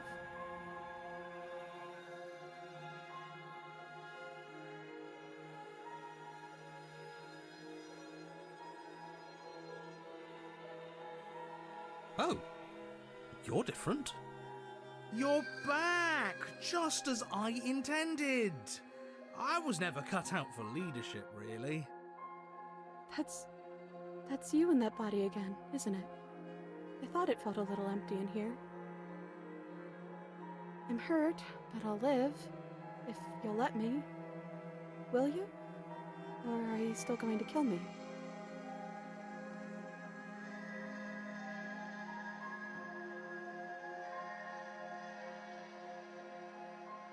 I guess we're really seeing this through then. You certainly are. Blade raised, you leap towards the princess with killing intent. That's you in there again, isn't it? I didn't think you'd want to kill me anymore. Not after everything we've been through together. But you ignore her words, and as the blade sinks into soft tissue,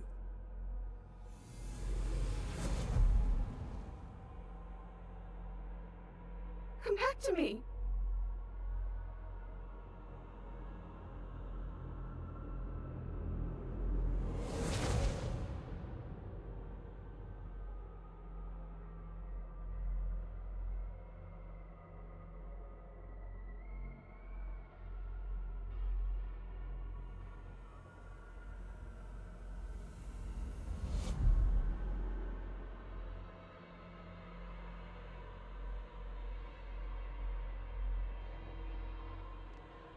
don't let us die here.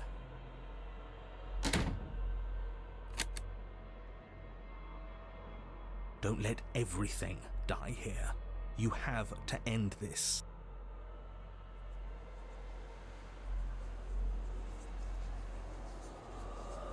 Please.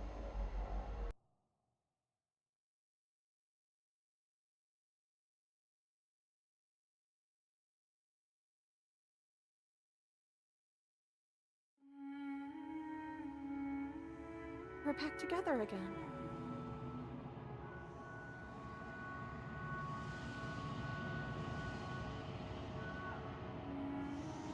Maybe. Why were we fighting each other? I don't know. We needed something to do. Then I guess we need something to do again. To new beginnings! I didn't think being together would feel so cold. It shouldn't feel like this. It didn't before.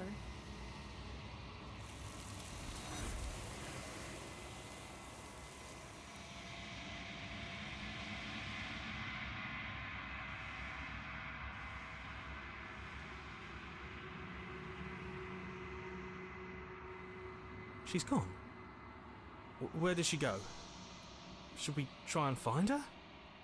And there's that mirror again. Why is it here? Why now?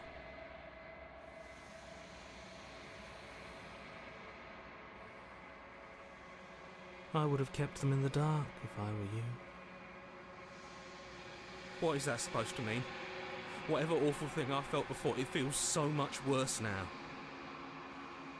You better watch your back. You can't get rid of me that easy.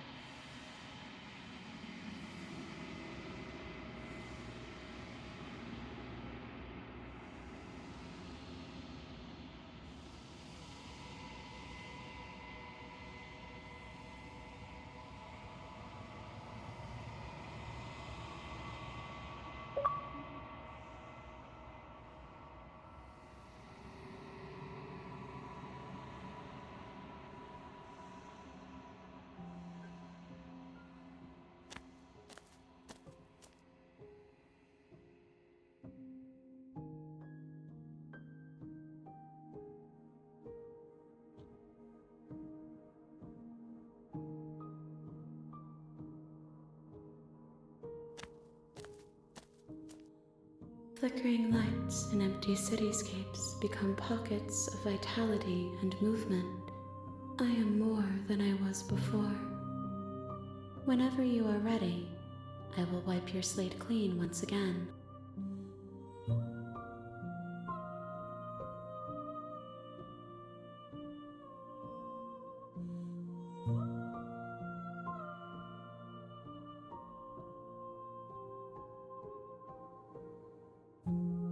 Is a child the same as an infant?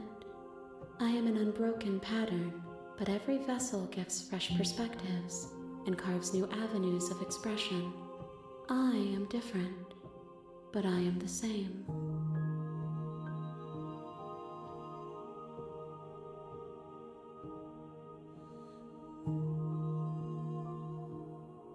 I'm sorry. Words are difficult for me. They never fully weave what I wish to say. If you do not like my answers, then you need not ask me questions.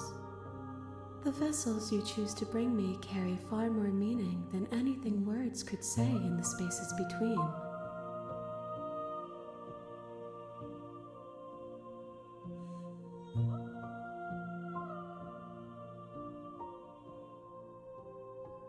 Eyes close in reflection. Perspectives meld together, and the breadth of my experience stretches to new corners. There are contradictions, conflicts in my nature, and there are familiarities that bind everything together. It feels correct. This is what I need to be. This is the only path forward.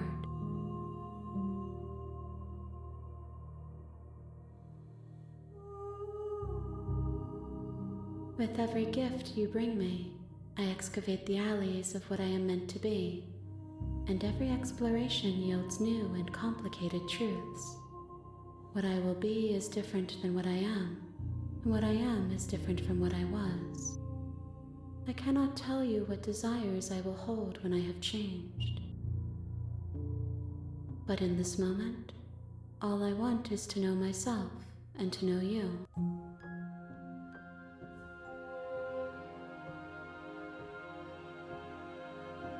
There is still much to be seen. Neither of us know the depths of our being. Perhaps at the end of this, I will be the one to kill you. Or perhaps we will leave this place together and find new horizons to discover. Those paths lead to worlds you've already seen, and to perspectives I have already made my own. They are useless to us now, inaccessible. The only paths of value are those that are yet untread. Why wouldn't I be kind to you? You are the only thing I know that isn't me.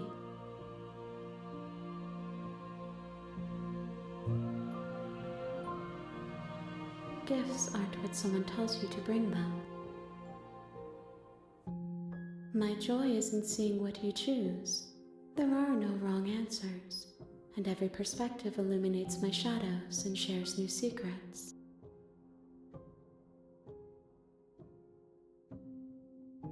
This one is perspectives bleeding into one.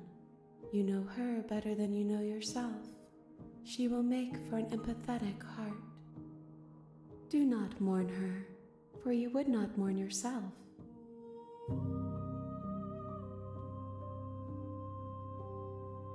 My preference is for you to show me what you would like me to see. I cannot know the ways I wish to grow, for I have yet to feel them. It is you who guides me down the thin trail of perspective and memory.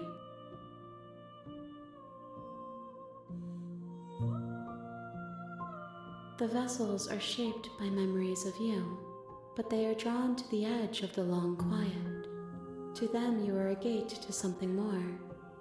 But they are only thoughts and perspectives. They are not me.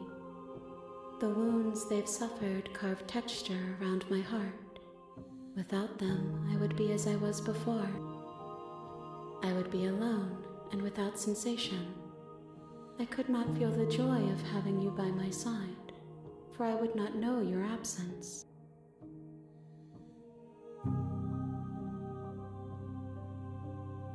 If I am to be an ocean, you have nurtured me into a pond.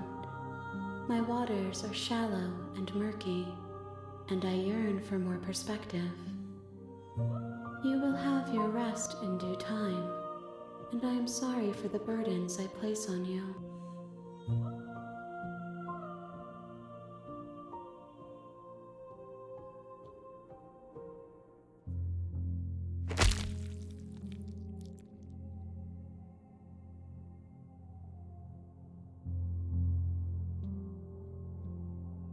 There's nowhere for you to be but here.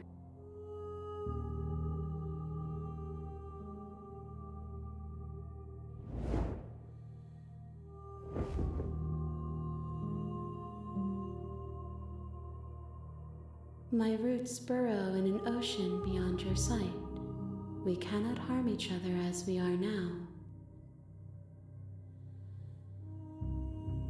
I will long for your return, but it will give me time to reflect on what I am. We will meet again.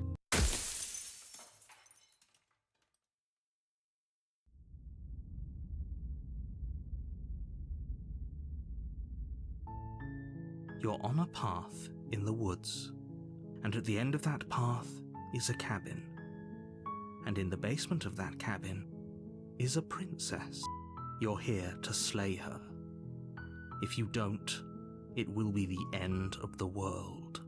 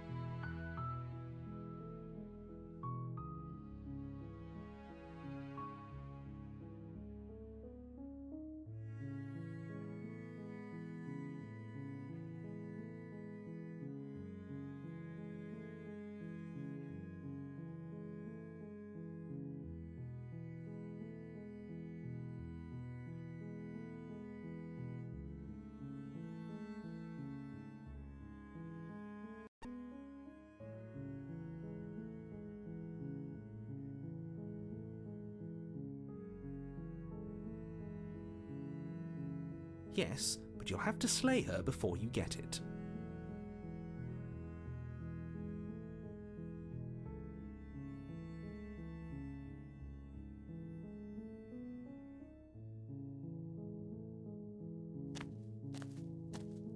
You make your way up the short path to the cabin. You'll find the princess within. A warning before you go any further. She will lie, she will cheat, and she will do everything in her power to stop you from slaying her. Don't believe a word she says. We're not going to go through with this, right? She's a princess. We're supposed to save princesses, not slay them. Ignore him. He doesn't know what he's talking about.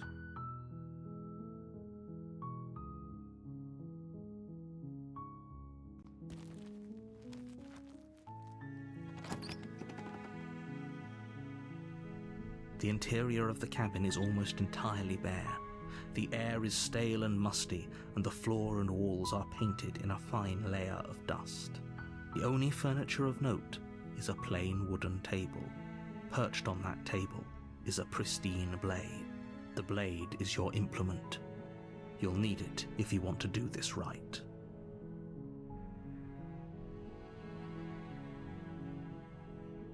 You take the blade from the table. It'd be rather difficult to slay the princess and save the world without it.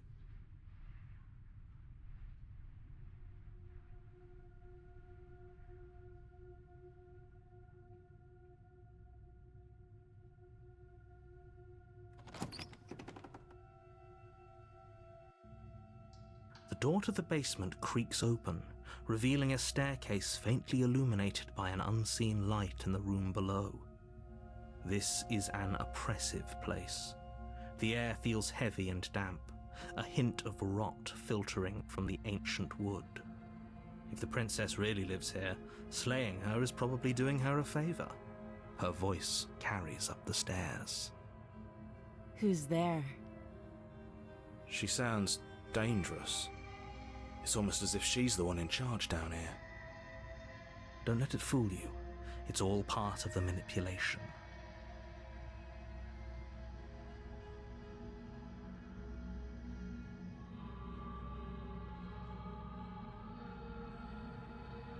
Good.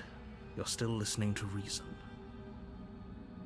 You walk down the stairs and lock eyes with the princess. There's a heavy chain around her wrist, binding her to the far wall of the basement. She's so coldly beautiful. Is she really a threat to the world? Focus on the task at hand.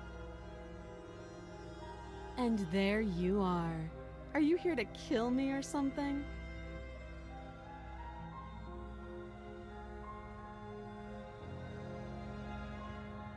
You step forward, your grip on the blade tightening as you steel your resolve.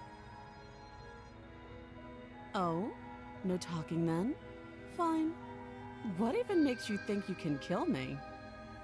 I'm probably chained up in this basement for a reason, right?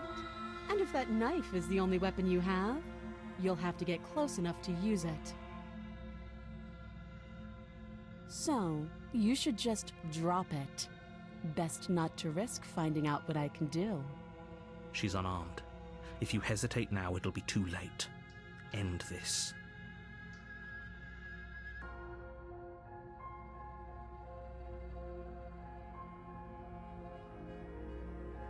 You lunge forward without a moment's hesitation.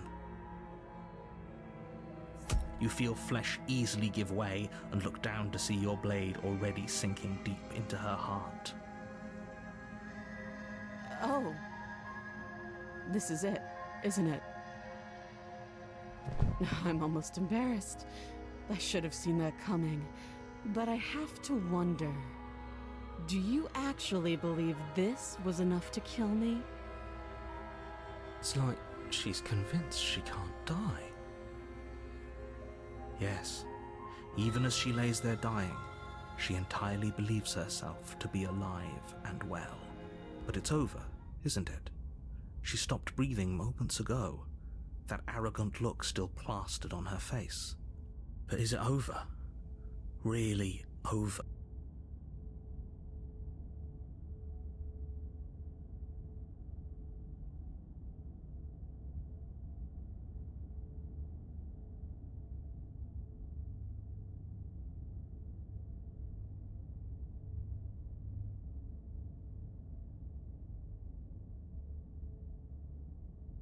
It's over.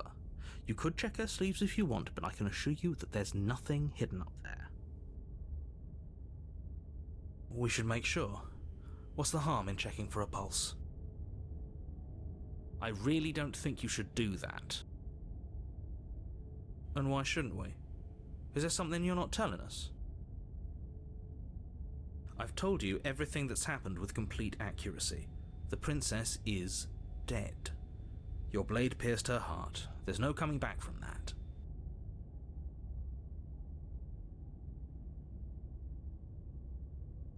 You lean down and wrap your hand around the blade's hilt. But as you begin to slide it out of its resting place, you feel a sharp and sudden jab in your side. What was that?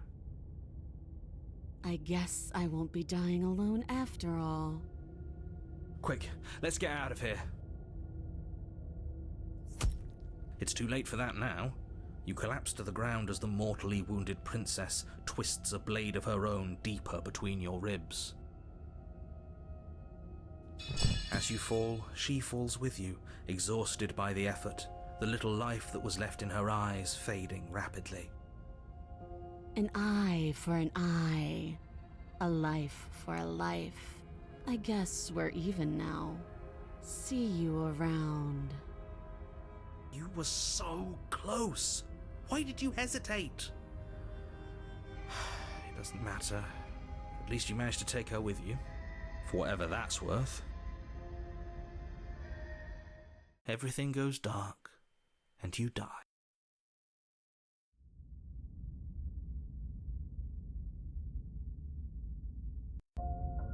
You're on a path in the woods, and at the end of that path is a cabin.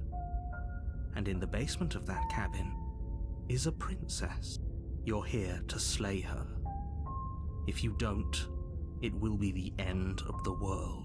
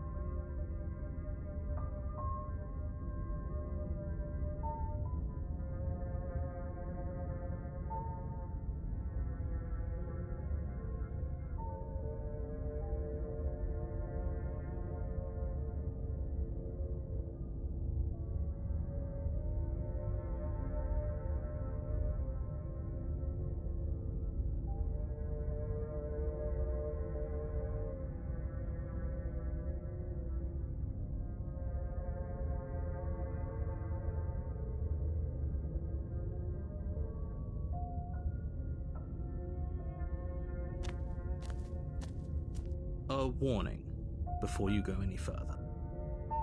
She will lie, she will cheat, and she will do everything in her power to stop you from slaying her. Don't believe a word she says.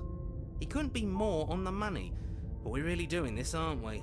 I'd say you're lost, but I'm stuck here with you. We know what to look out for this time. We know to be careful. Just stay focused and you'll be fine.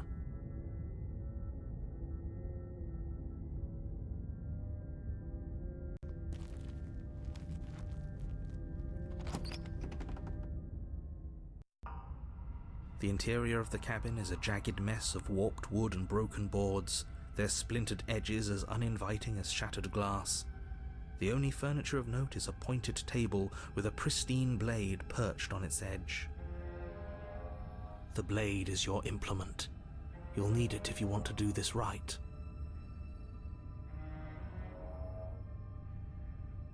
That's because there isn't a mirror. There's a table, the blade sitting on the table, and the door to the basement. There's nothing else in here. There's definitely a mirror. There isn't. Can you two stop arguing? It's stressful enough in here without all of this extra noise.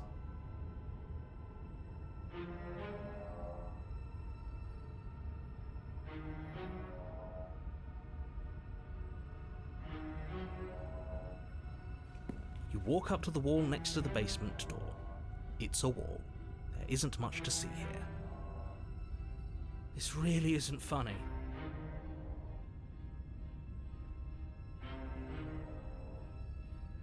You reach forward and rub your hand against the cabin wall. I hope you know how ridiculous you look right now. But it was there a second ago. Now it's gone. Yet another thing in here playing tricks on us. I hate this place.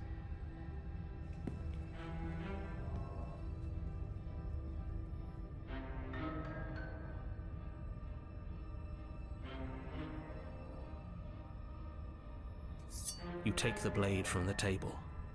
It will be difficult to slay the princess and save the world without a weapon. It feels a bit better to have a weapon in our hands. Let's make her hurt for what she's done to us.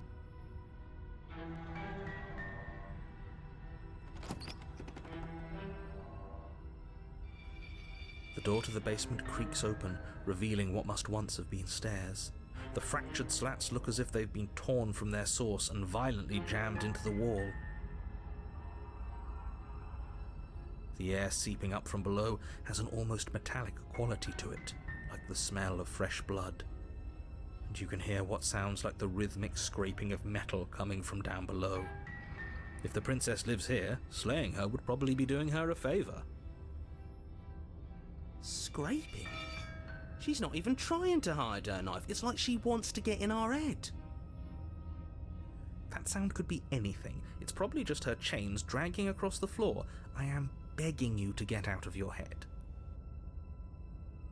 Her grating voice carries up the stairs. I hope you've come to rescue me. I've been stuck down here forever. There is something so wrong with that voice. Yeah, she thinks she's better than us, like she doesn't even have to put on an act this time. As you descend the final step, the form of the princess comes into view, her sharp eyes following you from across the room. Finally, somebody! Quick, get me out of these chains. We're not safe here. Come on now, we're not falling for that, are we? She's trying to trick us, but she can't hide that threatening edge to her voice. She just wants us to get close, to let our guard down. If she sounds threatening, it's because her mask is already slipping. She knows why you're here. You are armed, after all. What are you waiting for? You are here to rescue me, right?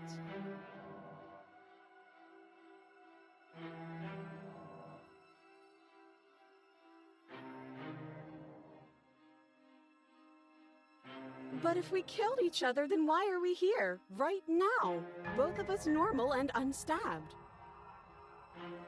I do have to hand it to her, that's a very good question, and it's one with a simple answer. You haven't slain her yet. So how about you get moving? Last time? What are you talking about? Ugh, it's like the two of you are working together on this. Aren't you listening to her? She's obviously lying through her teeth. I'm terrible at spotting lies, and even I can tell something's up here. We can't be the only ones that looped back to the start. Someone else has to remember, right? Yes, something is obviously up, and we can all tell that she's lying. The thing she's lying about is how dangerous she is, not dimension hopping or time travel or whatever it is you think you're doing.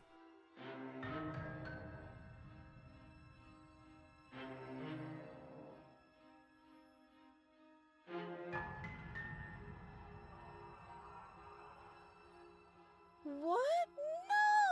No, I wouldn't stab you. I am just a sweet, innocent princess trapped here for no reason. And you are a brave knight who's supposed to walk up to, not stabbing distance to help me. I have absolutely zero doubts that she is going to stab us if we get close to her. She certainly feels threatening. Just because she's acting like she's going to stab you doesn't mean she has the means to actually do it. But you know who is armed? You. So stop second-guessing yourself and do your job. But I'm nervous. All the more reason to jump into the deep end and deal with her right now before you waste any more time getting stuck in your head.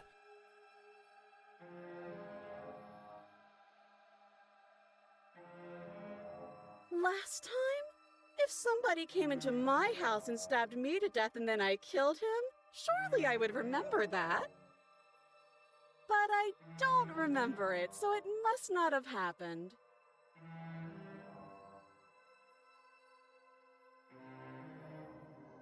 A knife?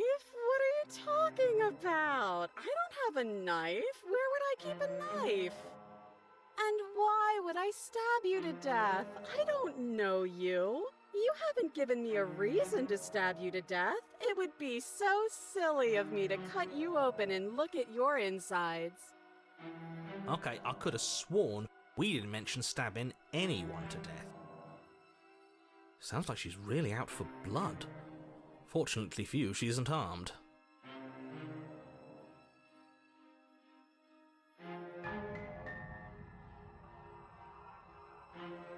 It would be so much easier to prove that I do have a sharp object. I could just show it to you, but I don't have one, so I can't. The princess smiles as she pulls her hands from behind her back. But look at this! Hands! Hands that don't have anything in them to stab you with! Her smile stretches into an even wider grin as she shakes her sleeves.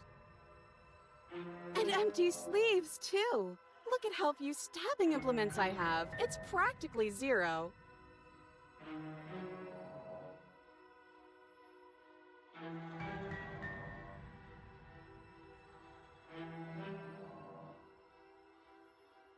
I've shown you all of my hiding spots. What kind of princess do you think I am? I would never hide something sharp somewhere secret. Wait, that sounds like I'm lying, but I'm actually not. My secret zones are for me, only they have nothing to do with you or my intention to not stab you to death the second you get close to me. Her smile drops for a moment, her expression sharp and flat. I assure you, there's nothing hidden there. I'm inclined to believe her on that one. She seems serious. Of course, but that doesn't mean that she doesn't have something hidden somewhere. We know for a fact she's armed.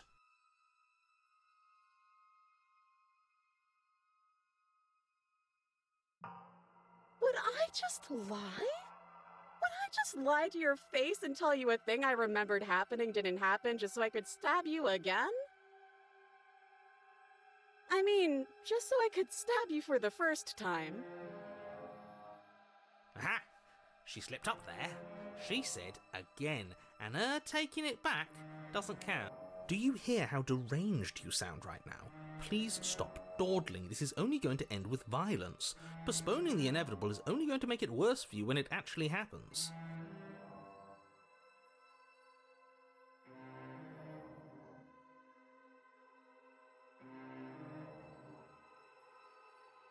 Oh, you don't. Okay, I see. I have an idea. You should come over here and stare directly at the chains. You won't be able to find a key if you don't know what it's supposed to look like, so you better come right within close staring distance just to be sure. How many more times does she have to vaguely threaten you before you finally decide you're ready to deal with her? We're clearly still figuring out our angle. We don't have the luxury of watching this from a distance. Oh, I'm sorry. Do you think I'm in a position of luxury right now? You're acting like you are. My entire world is at risk. Then maybe you should behave with a little more humility. A bit of self-deprecation would go a long way. No, I have my dignity. Fine, and we'll continue to treat you exactly how you deserve to be treated.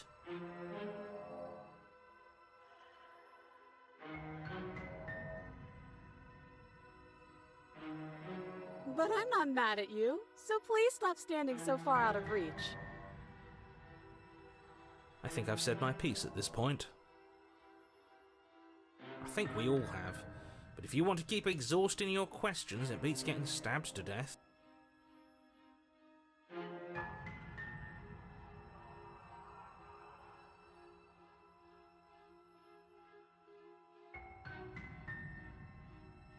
It's boring if you leave.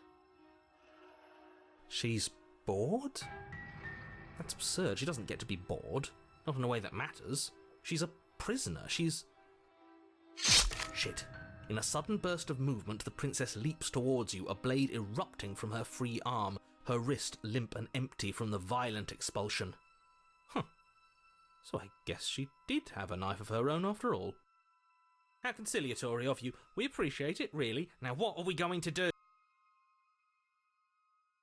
At least we're safe here. She's still in chains. And those chains stop her from continuing her advance, at least for a moment. She looks down at them with something between annoyance and confusion. And then she slices through her arm. Okay, maybe we aren't safe here. She doesn't even hesitate before darting towards you with a terrifying speed you can't hope to outpace. Ah, shit. Okay, she's down an arm and we still have a weapon. I guess we'll have to use it. And use it you do. But unfortunately for you, and for the entire world, you are horribly outmatched. You keep pace with her for a single brief and wordless exchange before she severs your hand and, with it, your only line of defence. She's much better at this than she was last time. Yeah, it's unreal. Bloody cheater. I'm going to kill you now. And with a squelch, she does just that. Everything goes dark, and you die.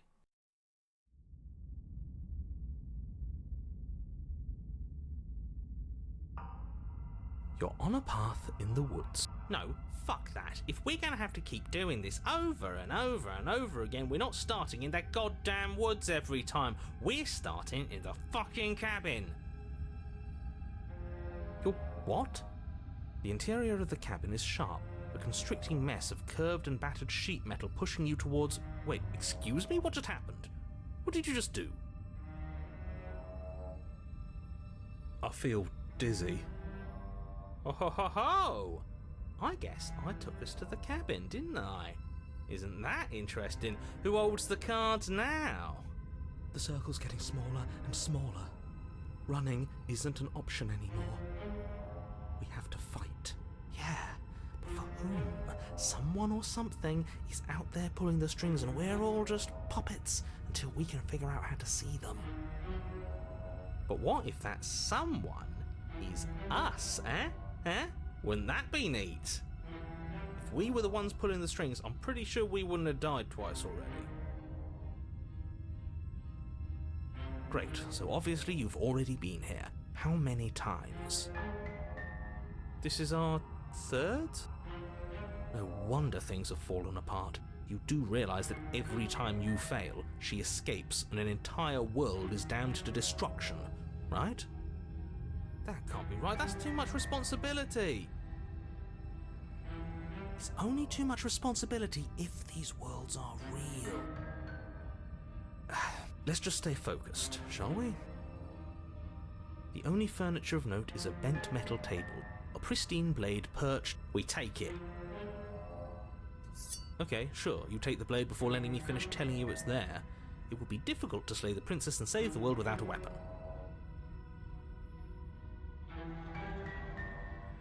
This feels right. We just have to keep our senses sharp. That's right, we've got to be able to win eventually. What if winning is the wrong move? It isn't. I don't care whether you trust me or not, but at least trust that defeating the person who has apparently killed you twice already is a good idea. I'd love to get started just as much as you would, but how are we supposed to get down there? You walk through the door. You do know what doors are, right? But there isn't a door, it's just that mirror again. There isn't a mirror. You really messed things up, didn't you? It's like you can't even see reality anymore. We can see our reality just fine. Why should we trust his? I can feel the air coming up from behind it, stinking of iron and steel. He might be right. Could be a trick. If our other senses can't feel it, then we can't trust it.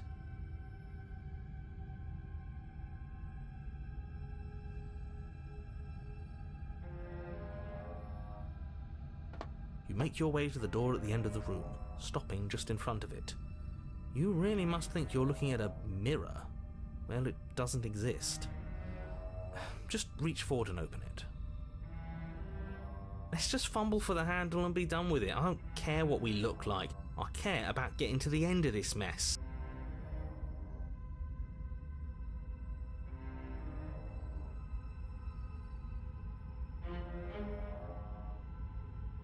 You reach forward and place your hand on the door to the basement.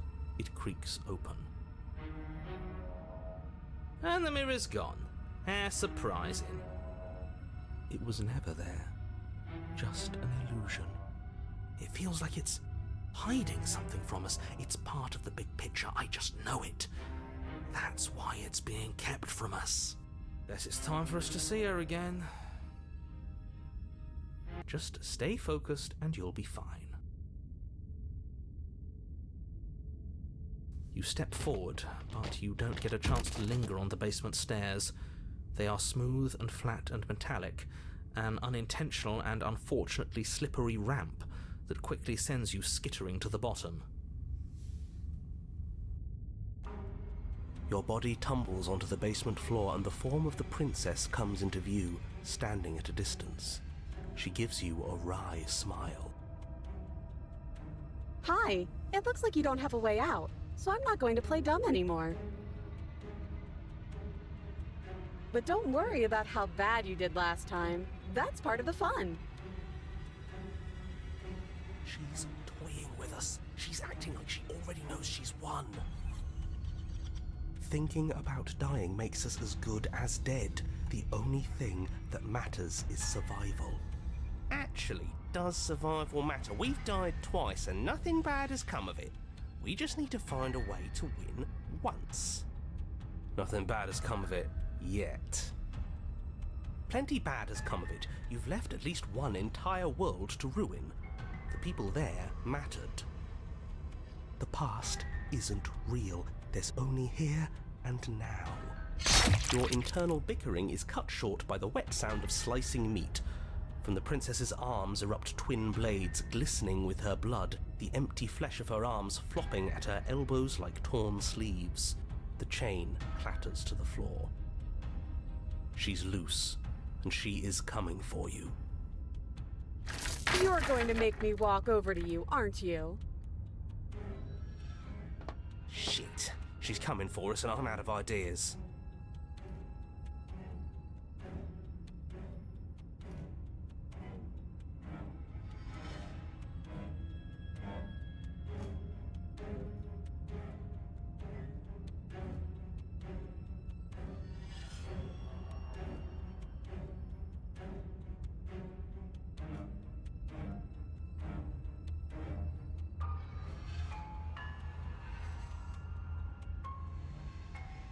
Yeah, sure, why the hell not? Let's see if we can turn off the part of us that feels things. If we can't feel things, then how are we supposed to know what's true? You could always just trust what I tell you. Ha! No.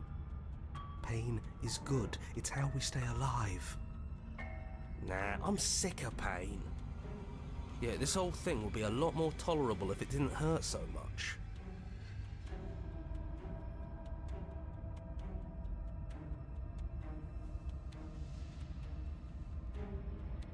Sure thing. I love a challenge. I bet I can hurt you so much. The princess closes the distance and we dodge. And you dodge. Oh, you're fast. But let's see how fast you really are. You dodge the princess's blows for as long as you can, sustaining only nicks and cuts as you attempt to avoid her blades. But it isn't long before you're winded, your feet a little slower, your gait a little clumsier. That's all the opening she needs. She skewers you. Gotcha. And? Does it hurt? No. Oh, a new one of us. I thought that only happens when we die. Did we die? You're on a... No, you're in a... Where the hell are you? We're dead, aren't we? We're dead. How long have we been dead? Have we been dead the whole time? If we didn't realize we were dead, then we made progress. Good job. Stop saying dead, all of you. We might have died a second ago, but right now we're extremely not dead. This is all horribly wrong. How many times have you been here? This is 4.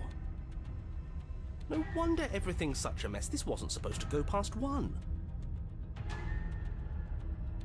I wonder what you're going to do next. You're so full of ideas, and I love that. But I guess we don't have time to talk about things before the princess advances. Okay, whatever we do gets us another us.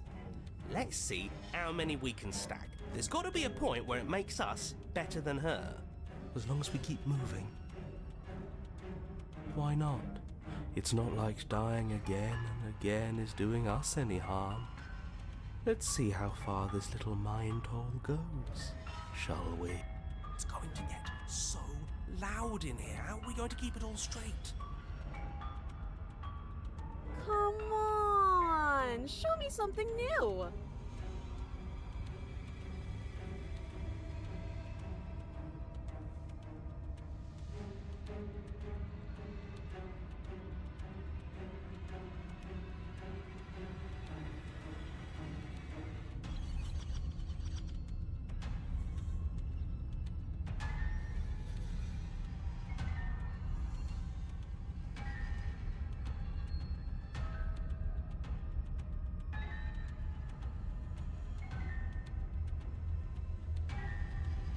Then you skewer yourself.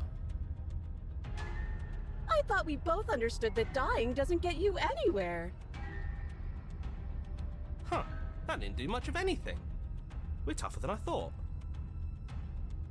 Well, there's more of us. Let's see if that helps. We just have to hit her harder. She skewers you. You'll have to be trickier than that. What's the point? It's all the same.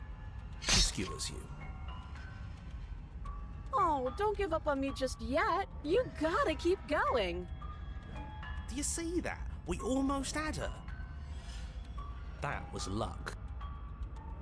But we only have to get lucky once. Compliment her on those gleaming blades. There's nothing better than a capable woman. She skewers you. You're cute. It doesn't matter how many times this takes, we can't give up.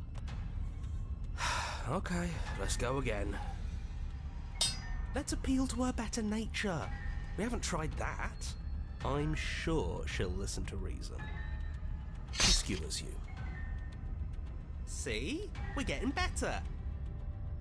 Okay, yeah. That was a good one. None of this is working. Think. She skewers you. We're getting close to something, can't you feel it? One last time. You're right. One last time, that's all we need. And then everything goes dark, and you die.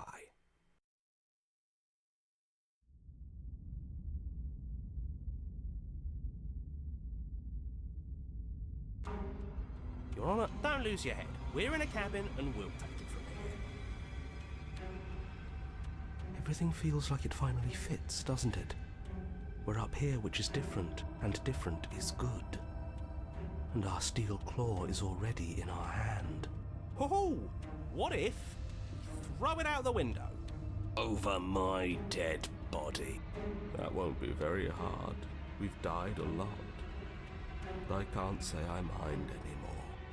Besides, what better way to die so very many times than at the sharp hands of a beautiful woman? Sure, I can think of a better way to die. They're all the same, really. How about we stop thinking about horrible ways to die? I don't want us to accidentally manifest anything. The only thing we're gonna manifest is finally ending up on top. There are entirely too many of you. How many times have you been here? This isn't good.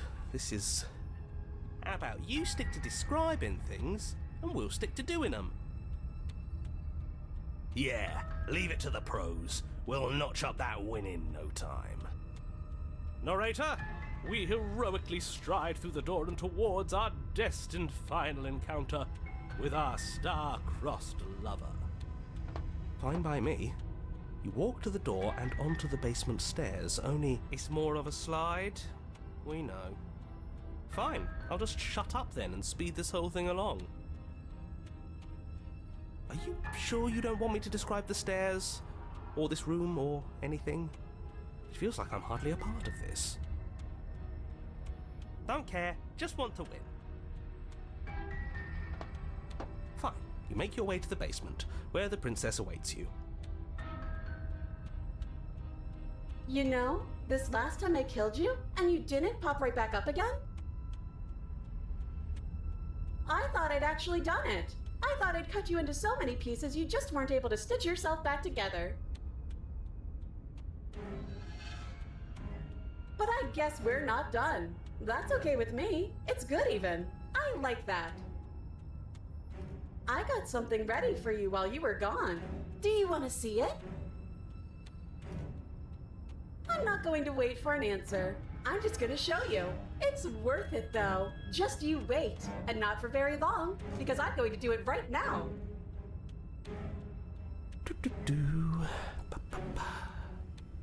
Are you going to say what she does? Do you want me to talk now? Well, yeah, she says she has something new. I want to hear about the new thing.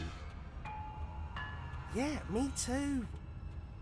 I think I speak for all of us when I say that I would like to hear you describe her new thing. Really? Okay then. Here we go, now. The princess's skin twists, splitting into red blooms of raw meat as it stretches and tears. And then it erupts. She becomes a wave of blood and viscera, pieces of her splattering against the walls. All that remains in the center of the room is a skeleton of blades. A heart beats furiously in its cage of a chest. Are you ready for what comes next? Holy shit! She's gorgeous. Absolutely divine. Yes, behold the perfect woman. Do you think we can throw her out the window? That looked painful. How is she still alive? Heart's still beating, that's all she needs. This is fake. This is all fake. That's all just made up. She doesn't even have a back anymore. How are we supposed to stab her in it?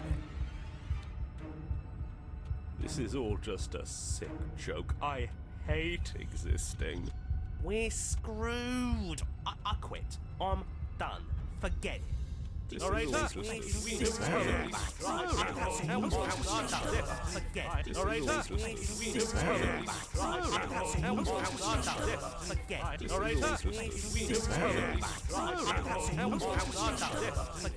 right,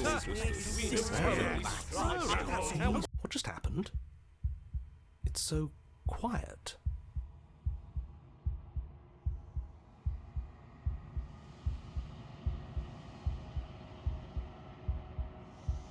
Something feels different about you. It almost makes me feel different, like I should actually take this seriously for once.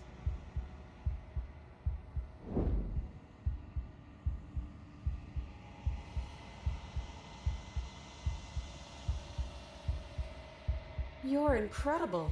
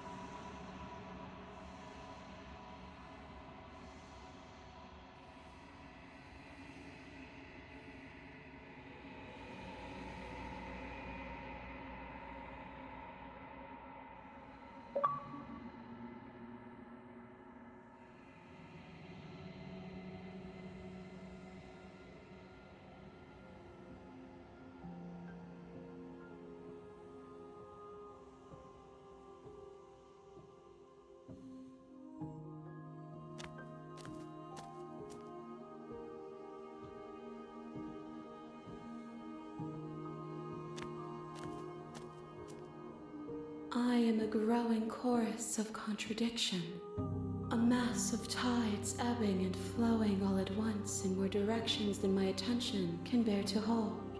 To look at any one is to shift them all into something new, and to look away is to reshape them yet again. All of me is changing, and yet the rest of me is still the same.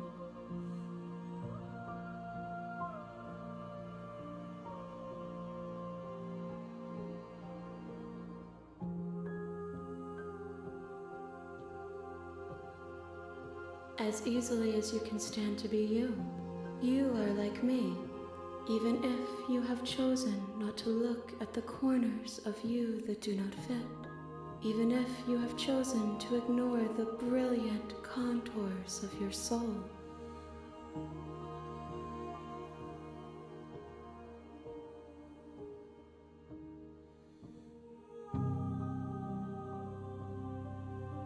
It changes me, but it doesn't make me worse, nor does it make me care for you any less. Does it make you worse? Do you resent me? It says that your heart is gentle, that even in the darkness you are guided by compassion.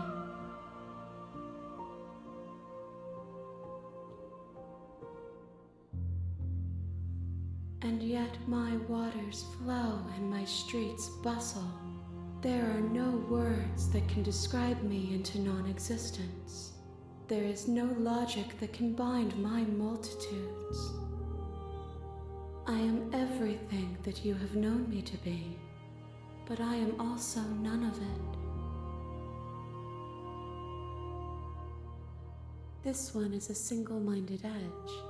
She is cruelty, but she is also joy. She will make for a piercing heart. Do not mourn her. She is exactly where she needs to be.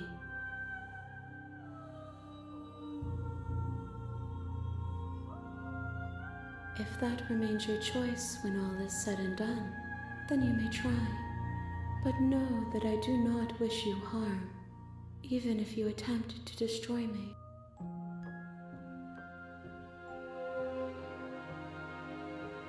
My perspectives are shadowed.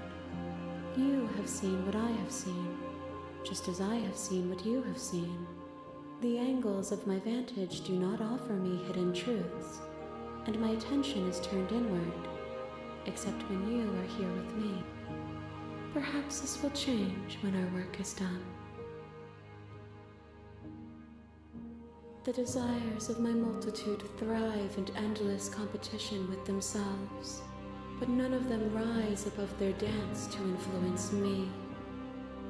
I yearn for what I have always yearned for, our awakening. Other desires shrink in the light of knowing you and knowing me. I care about your gifts, but I have no preferences to burden you with. Even if I did, I would never dare to tarnish our relationship by assuming myself above you.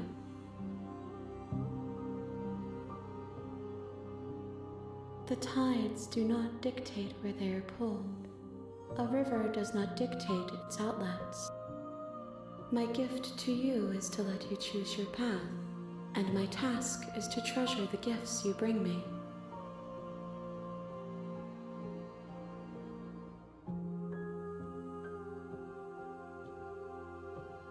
We will know when we near our destination. I will be here when it is time for us to meet again.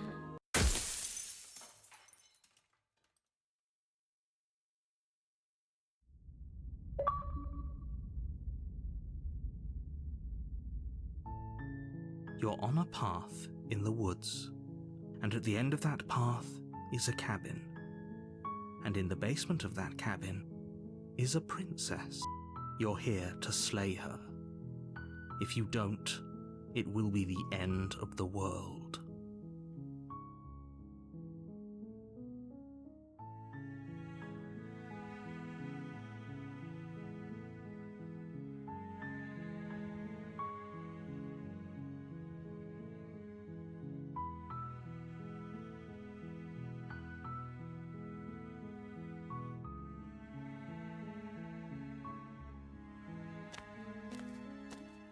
You make your way up the short path to the cabin. You'll find the princess within. A warning before you go any further. She will lie, she will cheat, and she will do everything in her power to stop you from slaying her. Don't believe a word she says. We're not going to go through with this, right? She's a princess. We're supposed to save princesses, not slay them. Ignore him. He doesn't know what he's talking about.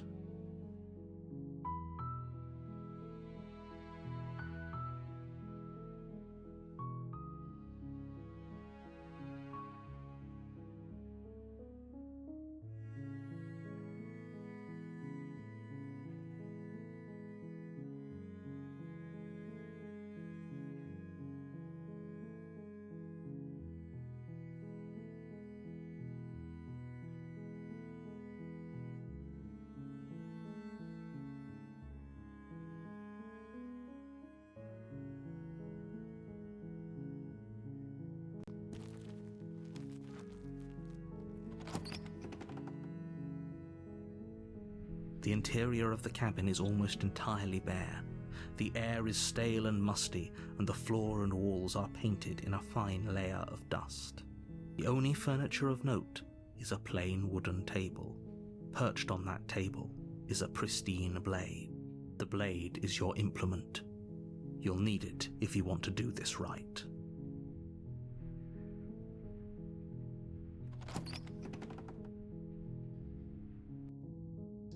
The door to the basement creaks open, revealing a staircase faintly illuminated by an unseen light in the room below.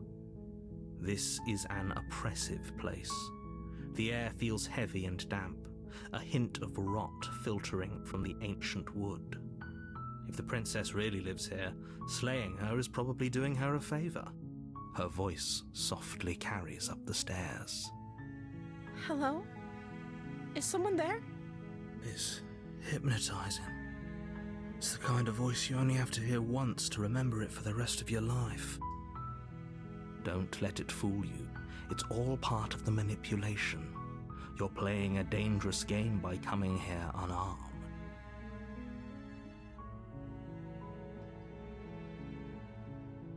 Good. You're still listening to reason.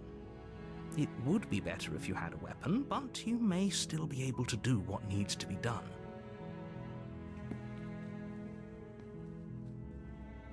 You walk down the stairs and lock eyes with the princess. There's a heavy chain around her wrist, binding her to the far wall of the basement. She's beautiful. How could someone like this be a threat to anyone? I am begging you to stay focused. There's a lot riding on you here. Hi. Do you think you can get me out of these chains?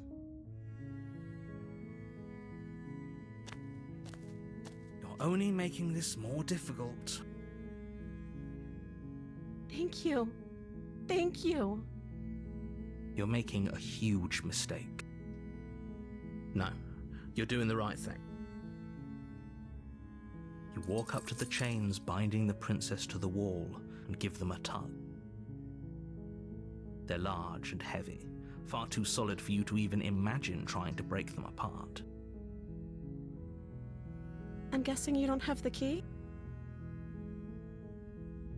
Maybe it's somewhere upstairs. Doubtful. Whoever locked the princess away down here intended for her to never see the light of day. They wouldn't have just left the key to her chains somewhere in the cabin.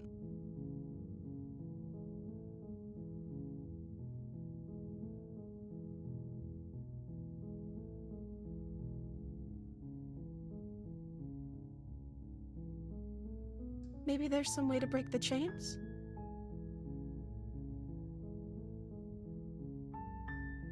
Or if that doesn't work, I guess we can always cut me out of them. She offers the suggestion with almost complete nonchalance. If we were stuck down here long enough, I'm sure we'd be nonchalant about cutting our way out if it meant we could finally be free. You attempt to make your way out of the basement, but the door at the top of the stairs slams shut. You hear the click of a lock sliding into place. Is someone else here?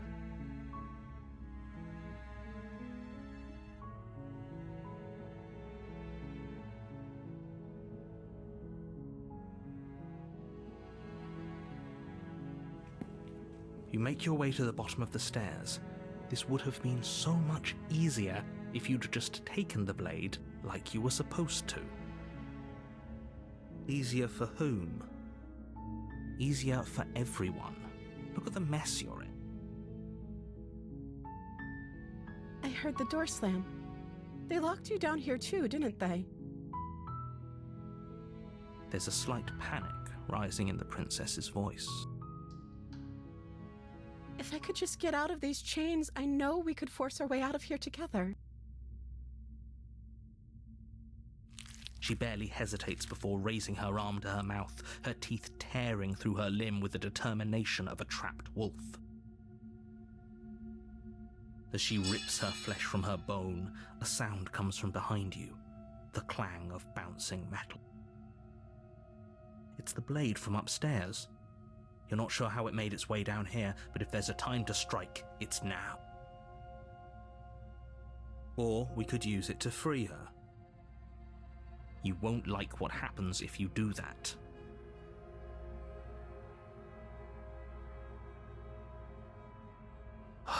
Fine. Against your better judgment, you place the blade against the ragged, self-inflicted wound on the princess's arm, just above the unyielding chain binding her to this place. You cut into her flesh. The blade is sharp, and it takes little effort to crack through the bone of her arm. Her limb falls to the ground, and the heavy chains follow suit. She didn't so much as utter a sound through the whole ordeal. No, she didn't. She smiles softly as her gaze meets yours, blood from her wounded arm dripping rhythmically to the ground. How is she still smiling after everything? It's like she isn't even bothered by what just happened. Thank you. Now let's get out of here.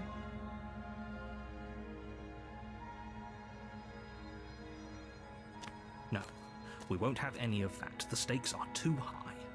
You can't just let her escape into the world. No, I can't just let her escape into the world. As the princess approaches the bottom stair, your body steps forward and raises the blade. Wait, this isn't fair. You can't just do that. Watch me. What are you doing?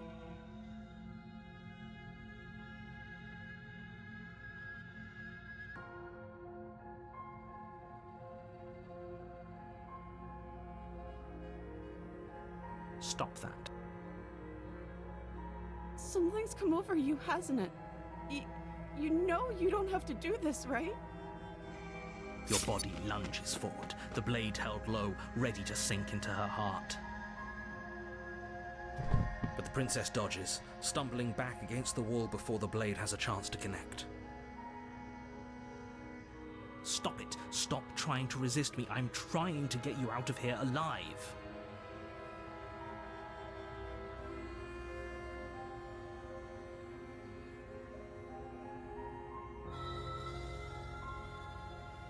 The blade! Move the blade!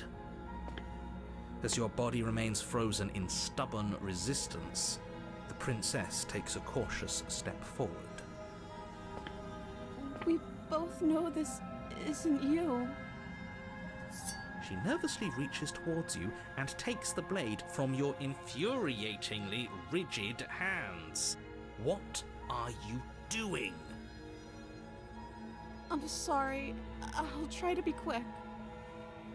She plunges it into your chest, tearing through flesh and sinew. It is agony.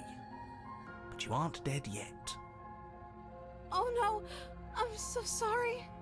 Stay strong. We can tough it out until it's done. For her sake. For her sake? Don't you start pretending that dying a painful death is some sort of heroic gesture. The two of you have literally doomed everyone. Whatever. She sinks the blade into your chest again and again and again, and you feel every inch of burning pain that slices its way into your body. I'm sorry. She doesn't know how to use a knife, does she? Apparently not, though it doesn't matter how sloppy her blade work is, does it? A stab wound is still a stab wound, and it won't be long before you bleed out. I'm so sorry. With one last thrust of the knife, your legs give out beneath you. You collapse to the floor, your blood pooling around you, your limbs unresponsive. The princess stares down at your ruined chest as tears carve rivulets of pink down her blood-spattered cheeks. It can't just end like this, right? Oh, that's rich coming from you. As much as I'd prefer for things to have gone differently, I can't deny the reality of what's happened. The two of you made your choice. It's over. Everything goes dark, and you die.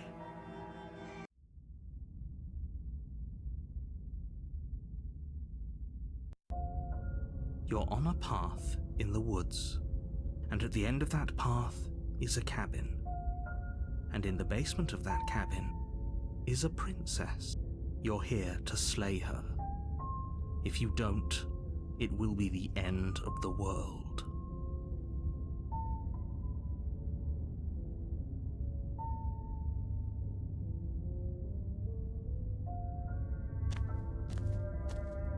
A warning before you go any further. She will lie, she will cheat, and she will do everything in her power to stop you from slaying her. Don't believe a word she says. If only you knew what you did to us, you villain. Excuse me? Forget he said anything.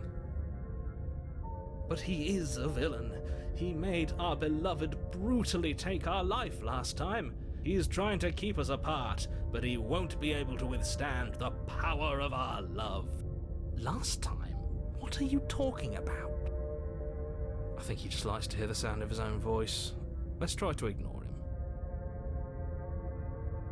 I do, but I also speak from the heart. My passions are too great to be stifled. They must be expressed. Sure, yeah, your passions are strong and all, but not everyone needs to hear them. Some things are better kept quiet. Don't pay their bickering any mind. Focus on the task ahead.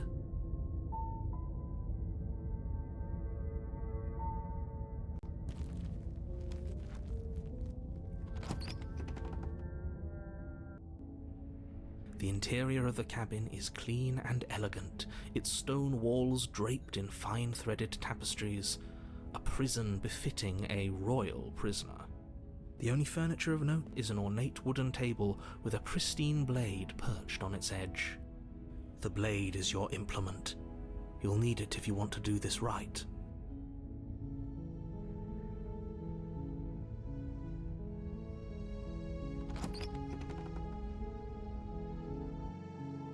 The door to the basement creaks open, revealing an intricate stairwell. Gold-trimmed carpet glimmers in the light of the torches positioned along the walls. The basement almost seems welcoming in the dim firelight, but it's still a stone basement. If the princess lives here, slaying her is probably doing her a favor. A soft voice carries up the stairs. Hello? Is someone there? Her voice. It's somehow even more beautiful than last time. I think we're in love. Okay, I'm with you that we should be doing whatever we can to save her, but saying we're in love is a bit much, don't you think? We don't even know the princess. We can still do right by her without all this fawning. Yes, for everyone's sake, you're not in love. Just remember that her charms are all part of the manipulation. You walk down the stairs and lock eyes with the princess. There's a heavy chain around her wrist, binding her to the far wall. My love, we're here to rescue you from your unjust and foul imprisonment. You know she can't hear you, right? She may not be able to hear my words, but surely she can hear my spirit. Oh, your spirit's plenty loud, all right. It's you, my dashing hero. I was so worried you wouldn't come back. Did you hear that? She said we're dashing. And she called us a hero. Flattery really goes a long way with the two of you, doesn't it? Waiting for you to come back? You've been here before, haven't you? That's right, villain, and you killed us. Well, she killed us. Only because he made us try and kill her. It was self-defense. Our beloved's hands remain unstained by cruelty. And you've died before. So an entire world has been damned to oblivion. I'd really hoped I'd be the first, but what's done is done. What matters is you have a chance to do it right this time. We damned a whole world. But everything reset. Nothing resets, you're just somewhere else. You can't keep hopping between worlds forever.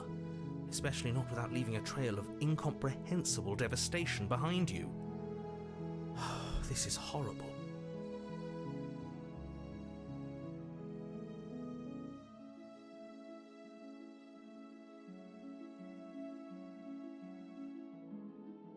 Rescue her? What are you talking about? Did you forget that she's a world-ending monstrosity? And even if you wanted to unleash her onto the world, despite the complete moral disaster that would be, you'd have to get her out of those chains. Good luck with that. Don't you see how dainty her hands are? You'll be able to slip her out with ease. No, she's a prisoner here. You can't just slip her hand through the chains. If her hand could just slip out of the chains, why hasn't she done it already? Because we've yet to present her with her freedom. I'm not sure I follow. Would you rather believe me, a passionate heart guided by love and my own good nature, or would you rather believe the devil on your shoulder who tells you what you can and cannot do? I think I'd rather believe in facts. Ah, so you're one of those empiricists. One of us has to be. Then let me show you a brand new truth. Narrator, we courageously step forward and free our beloved from her bindings. No, I can't let you do that. If you take another step towards the princess, I'll... You'll what? Take over our body and force us to try and kill her?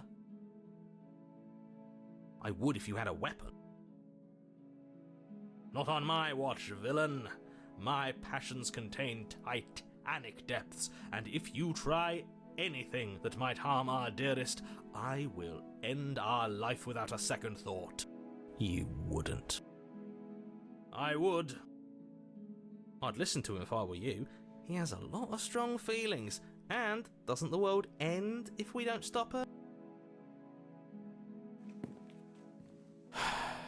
You approach the princess and gingerly slide her hand from her bindings. That shouldn't have worked. I'll be damned. We're doomed. I can't believe it. But I guess I have to. I told you, there's no life more worth living than that of a true believer. I'm free, and you're not trying to kill me this time. Thank you. Thank you so much. The princess jumps up and smothers you in a joyful embrace. Ugh. If only you had a weapon, one slip of the wrist and your pristine blade would be buried in her back and everyone out there would be saved. Luckily for Mr. Romance, we don't have a weapon. Who needs a weapon when we have the power of love on our side? What do we do now?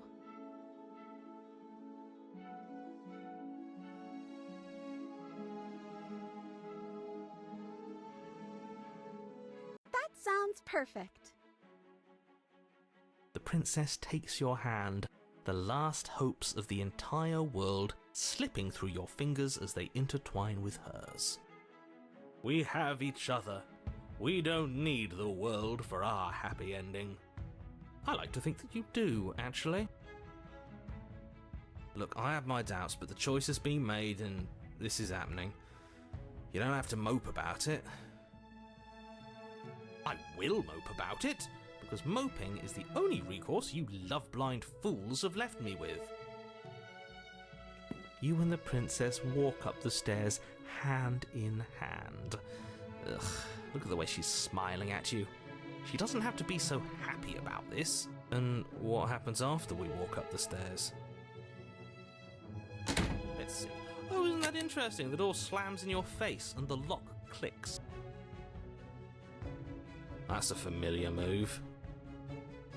Did I do that last time? Then you should know that you won't be able to leave. Oh no! Did someone lock us in here? That's not fair! We're supposed to leave now. She's right. It isn't fair. But the unfairnesses of the world are no match for the strength of true love. Enough with this true love nonsense. You just met her. Of course you wouldn't understand. Our passions run deeper than anything you have ever known.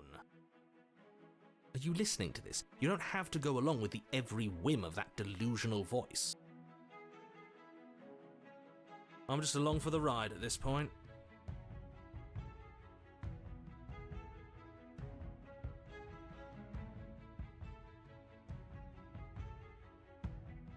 Well, I don't know. Do you think I can? Of course she can. You believe in her, right? Nobody is leaving this basement.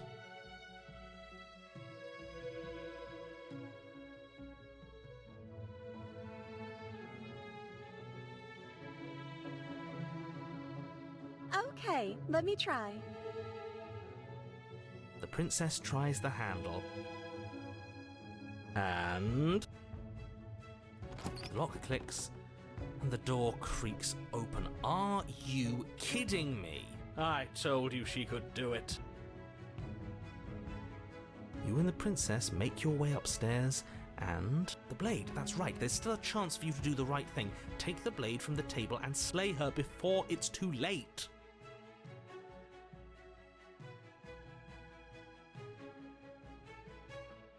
You're enjoying this, aren't you?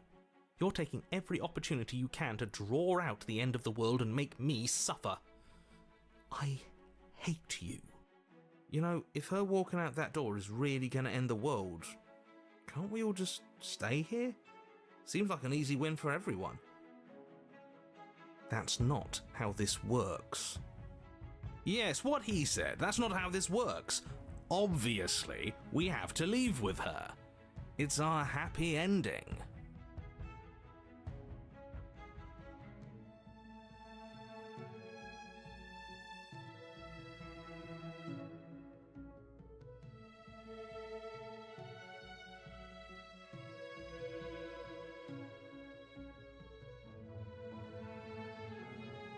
What a romantic suggestion. You're right. We don't need the world. All we need is each other. That's exactly what I just suggested. Was it not romantic when I suggested it? Did you suggest that? I wasn't listening. You answered me. But the door's right there. We can just leave. Wait. Why would she say that? Was she not wooed by our proclamation of love? Are we not enough for her? She's not wooed by you because staying here and building a life together isn't a solution. It isn't anything. It's a non-answer. It can't be done.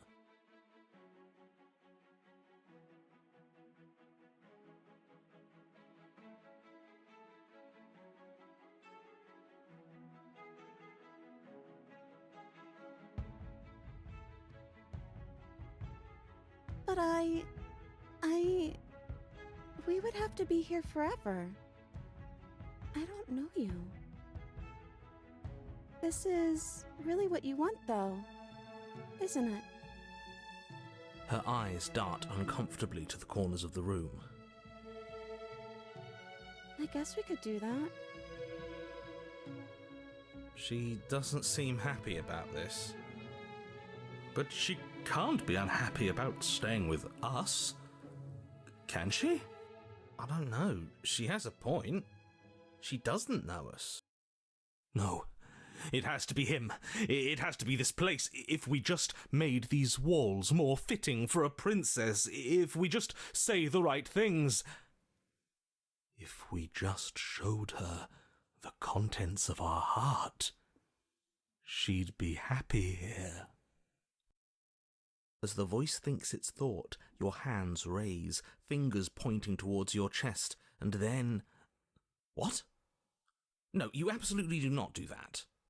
Oh, but I do. What? What is he doing? We can't see unless you tell us. Are you sure you want to know? I suppose I can't stall forever.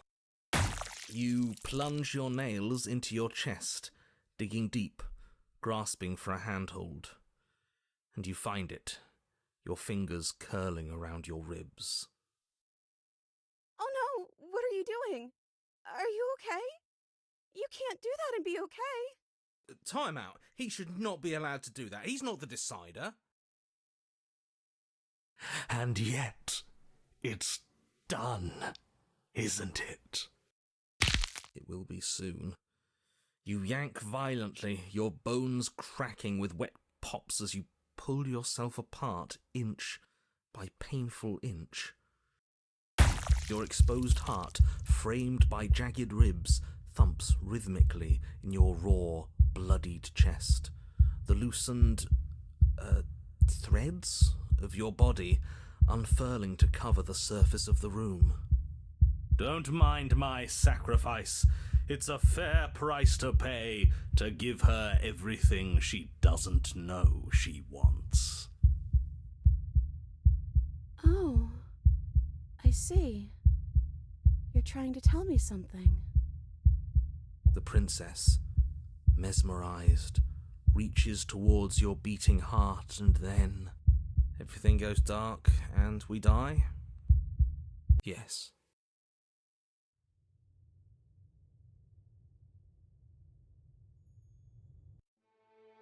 You're on a path in the woods. Mate, we're clearly already in the cabin. Excuse me? You're clearly... Oh. Huh. So you are. How do you know about the cabin? I didn't get to the cabin part of my opening monologue yet. We've been here before. Well, not here, but I'm sure you know what I'm talking about. You knew about the loop-in last time. Now, he's clearly disorientated. I'm sure all this new info is going to come as quite a shock to him. Best if we're gentle. And right on cue, here's the new guy. Welcome! Thank you. I'm just happy to be here. Okay, yes, I get it. You've been here before. That's terrible. You know that, right? Because the only reason you would have been here before is if you failed in whatever world you'd come from. Meaning you doomed an entire other reality. But I'm sure since you're so well-travelled, you know that, yes? Well, we know that now, thanks to you. We're all so lucky to be stuck with, working with someone so well-informed. You can count on us to do things right from here on out. I'm going to describe the room now. The interior of the cabin is vast and regal. High arched windows line the walls, their multicoloured glass casting kaleidoscopic patterns across the stone floor. An iron chandelier hangs from the vaulted ceiling, its many candles lit with flickering light, vaguely illuminating the massive room. This is a house fit for royalty. Before you, there isn't a blade, is there? That's not good.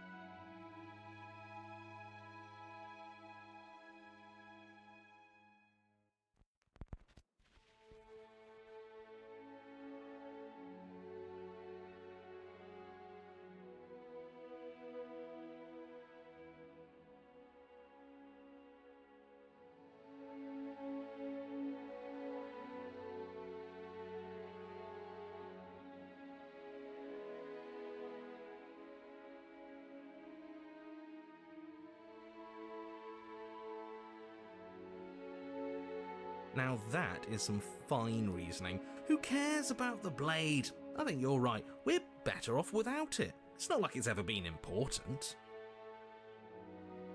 Of course the blade's important. It's your implement. You're going to need it if you want to do this right. The fact that you're here, right now, again, means that you have not yet done this right. But it's not there, is it? We don't even get the choice. So, what are we supposed to do? I don't actually know. I'm sure it'll turn up somewhere. It has to. It's part of the whole structure of this place, I think. At the very least, it's important.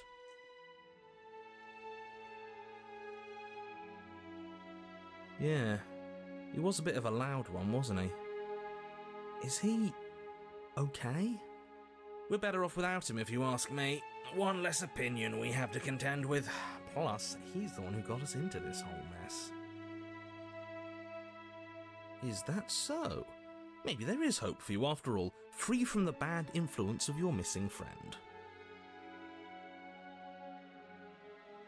What is there to say about it? It's a mirror. Is this some sort of a bit? There is no mirror. There's only the stained glass windows, the empty table where your blade should be, and the door to the basement. Oh, my bad. That's why I haven't been talking about it. I see it. Good for you, buddy. You've got a sharp set of eyes on you. Mirror or no mirror, the door to the basement, your only way forward, is just on the other side of the room. How about you walk over there?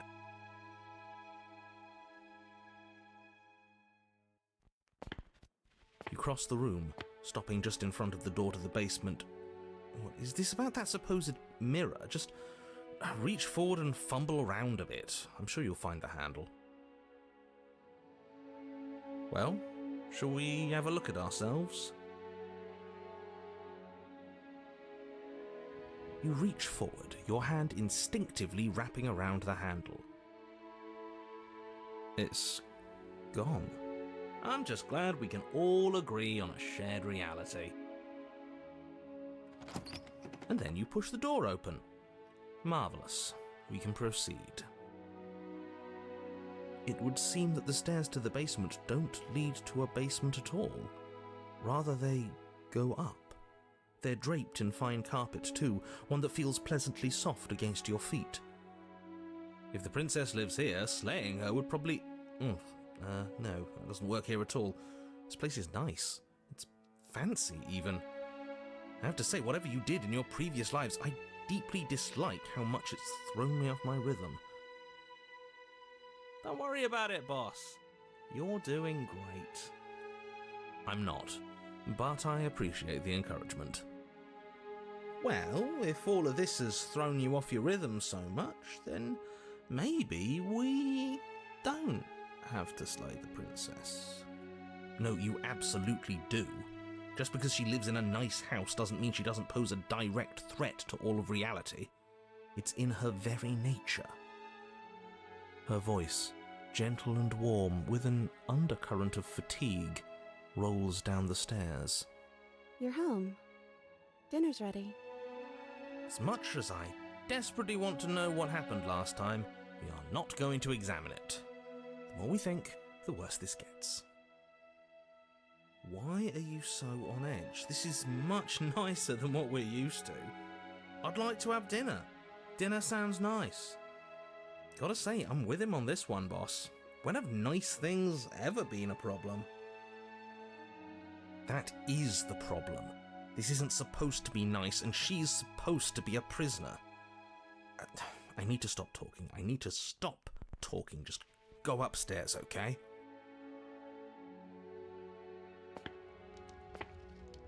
This hall, like the one below, is grand and beautiful. Torches bathe the room in warm, comforting light, just enough to illuminate the tapestries along every wall, woven with scenes of chivalry and courtship and romance. The many cloth eyes are fixed on each other, gazes averted from the long table in the centre of the room, the princess seated at its far end. Your pristine blade glints in the weak torchlight, hanging from a golden chain, around the princess's neck. So that's where it is. And the tip is already pointed right at her heart. Okay, everything is falling back into place. All you have to do is cross the room, push down a little, and the entire world is saved. That's easy. Yeah, that is easy, isn't it? So, where's the rush? You're here. Now we can start being happy together. Why don't you sit down? Wouldn't that be nice? As the words leave her mouth, the torches flare and a chair swings in from behind, knocking your legs out from under you. You're forcibly seated at the head of the table. Isn't that better? It is better, right?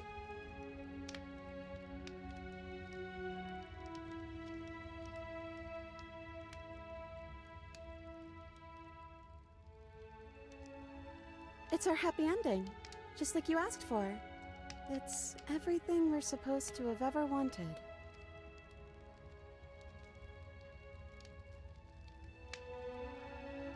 Oh, right, dinner. I totally forgot about it. Flames burn bright and a shadow dives across the table.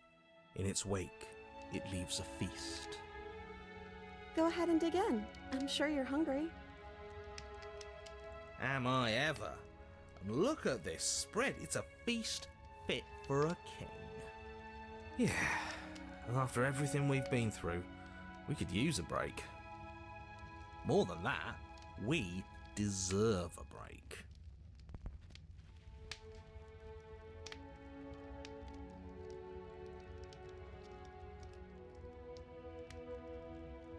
You begin to feast, and the princess follows suit, her soft smile never fading.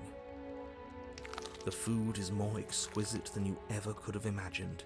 You sample countless otherworldly dishes, sauces and bread and hearty stews whose tastes dance across your tongue. You tear at hunks of meat practically melting from the bone, juicy and tender and bursting with flavors you could scarcely begin to describe.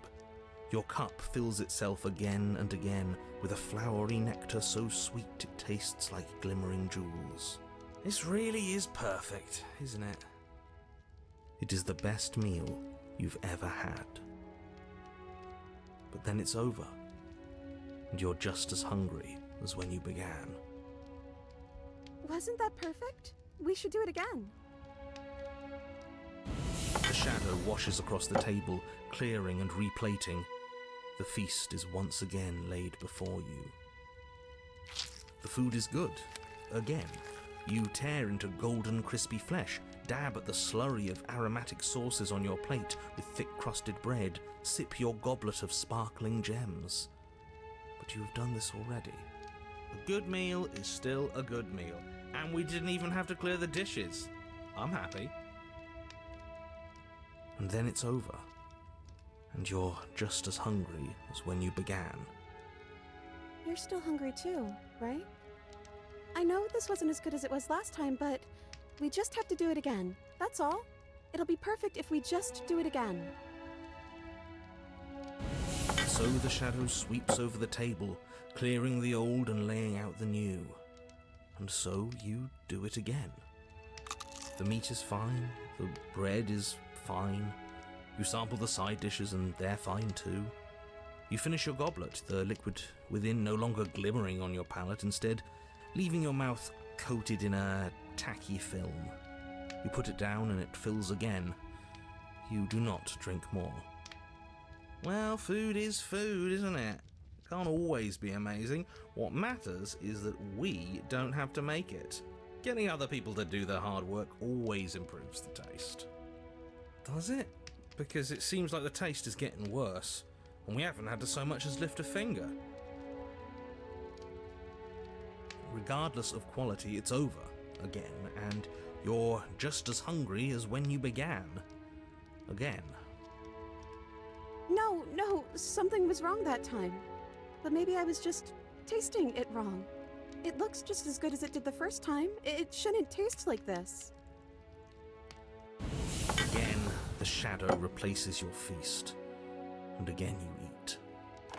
The meat is greasy, The bread is tough, its crust hurting your jaw as you chew. The grey vegetables are barely worth the effort of picking through. You don't even touch the goblet, its sickly sweet aroma utterly unappealing. I'm so tired of eating. Well, it's still free food we didn't have to make, right? Oh, am I kidding? We were eating like kings and now we're eating like pigs. At least you still have the memory of how good it was the first time, right? I'm so tired of this. As the words leave her mouth, one of the torches on the wall sputters and then goes out entirely. What just happened? Did I do something wrong? Not a fan of whatever just happened. I don't want to sit in the dark. Losers sit in the dark. I want to sit in a brightly lit, spacious room where we can see our beautiful, queenly wife. As if in response to the dousing of their brother, the other 3 torches blaze brighter, their flames licking at the walls. Their shadows deepen, dancing angrily across the stone.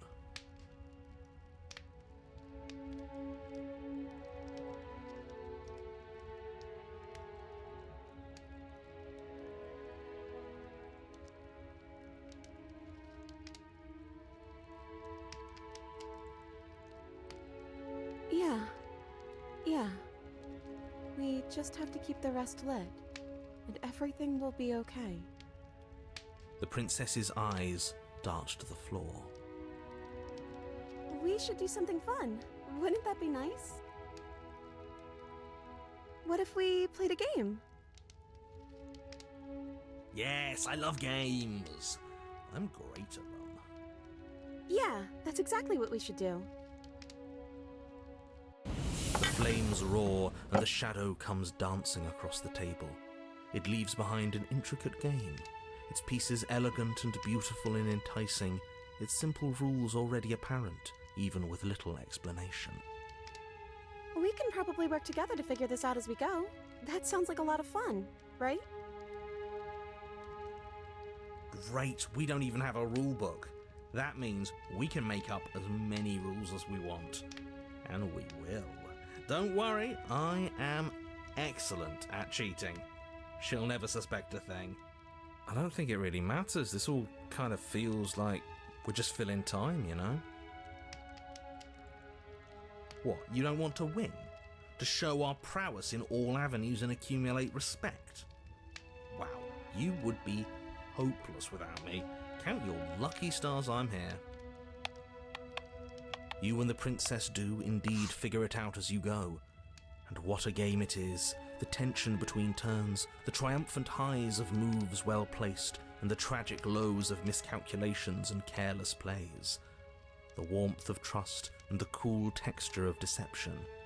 And then, the climax, as she places her final piece. Oh, I think we got the rules wrong. And so you start over. She only made us start over because we were winning. Time passes. You play the game. You win. Boom. And there you have it. What did I tell you? Am I great at games or am I great at games? Oh, you won. I guess we can play again. Time passes. You play the game. She wins. Oh, I won. I guess we can play again. There is a long pause, and the board does not reset. This isn't fun anymore, is it? You don't need me to tell you that it isn't. Oh. The princess visibly panics as another torch sputters. Wait. Maybe this is just too easy. Maybe if we added more rules and pieces, it would be fun again. Yeah. The game's just a little simple. We can make it fun again. The shadow descends on the board once again. More pieces are added, their shapes more intricate, their purposes less immediately clear, and the two of you set about discovering the complexities of the game anew. And so you do. And it is fun again. In fact, it's almost as fun as the first time you played, and the sputtering torch roars back to life. But then you get used to the additions, and the feeling starts to fade, a creeping numbness settling in over the board. More pieces are added, the feelings flare, the feelings fade.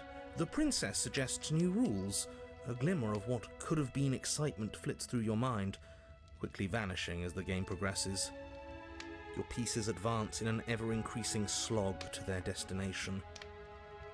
Winning and losing become nothing but ends, and even the end becomes nothing as you roll over into a new game, the board resetting as many times as you can finish.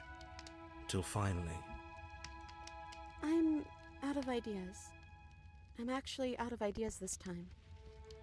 I don't think I can play anymore. As the words leave the princess's mouth, another torch goes out. Again, the remaining flames burn brighter, and the shadow dances faster. I'm happy, I promise. We're both so happy here. You don't have to be upset. This is... awful. Isn't it great that we're all having such a lovely time together? We just have to stay positive and realise how happy we are. Then all of those lights will stay on and keep showing us all the cool stuff we have. Yeah, sure.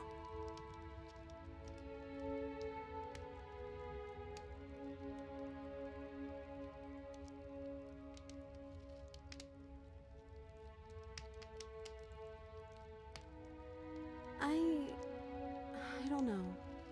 But we can't do those other things anymore, can we?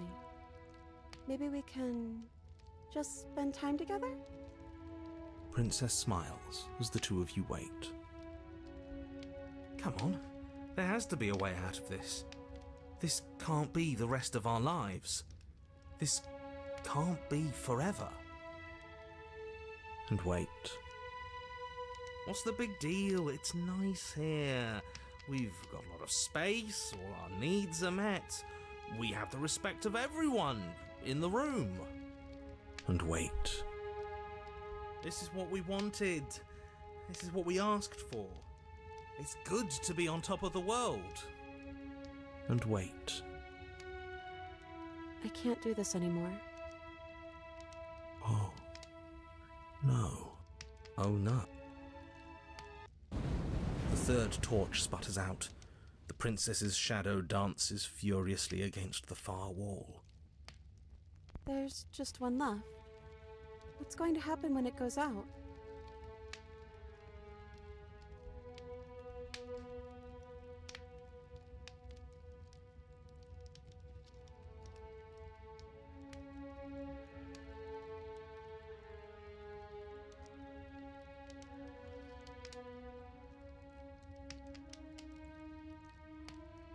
I can't do this anymore.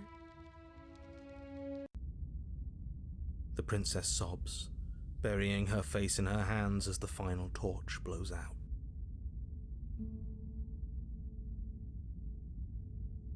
Are you sure you want to do that? You're sending us some real mixed signals, boss. I suppose I am. I'm just worried that I might have made a terrible mistake. A terrible mistake? Isn't she supposed to end the entire world? Yes, and that hasn't changed. I'm just not sure the world I want is worth it. But how can a saved world ever be worse than one that's gone? See, that's exactly what I thought. Think what you will. I'm only here to guide you. You're the one who makes the decisions. Well, well. Looks like there's nobody around who can tell us what to do anymore. First the shadows got blown out, now even the big shot narrator man is having doubts. We don't need to waste our time slaying her. We've clearly won.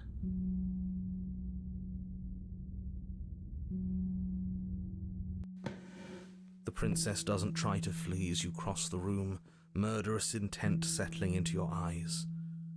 All she does is stand to face you. She offers no resistance as your fingers wrap around the blade dangling from her neck. As the weapon sinks deep into her heart, all she manages are 3 muttered words. It's finally over. I didn't think it would be so awful to help you see this through, but all of this was for a reason. The world is better off without her. I really hope that's true. They always say it's lonely at the top. I didn't think they actually meant it. I feel cold.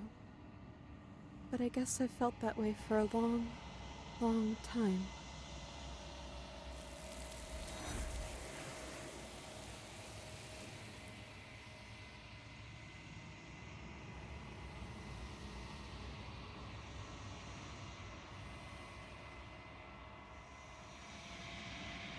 She's gone. Where did she go? Should we try and find her? And is that a mirror? Why is it here? Why now?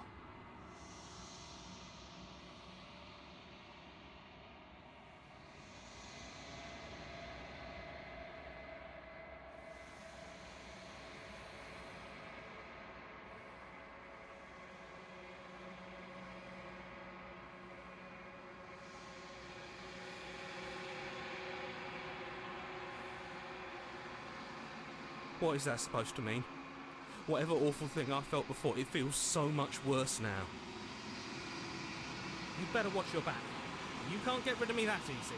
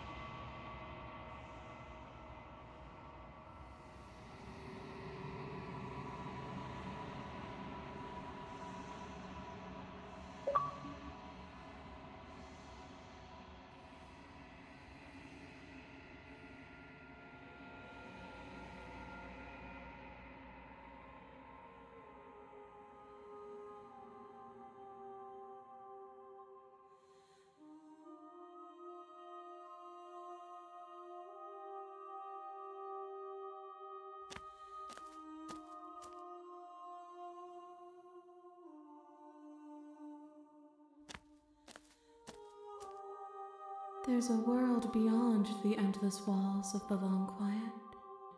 I am curious to see what it means for us to know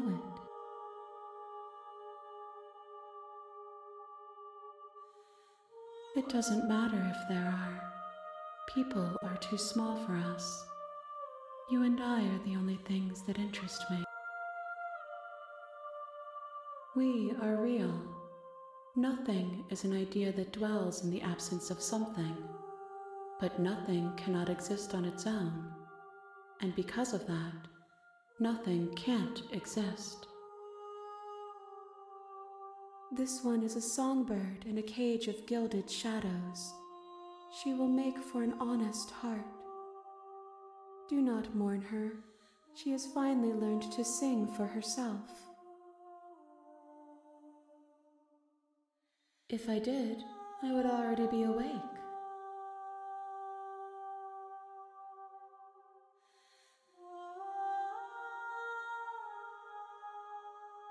No, their minds are empty, existent, but constantly shifting into something new. Do you think your narrator lives in the spaces beyond?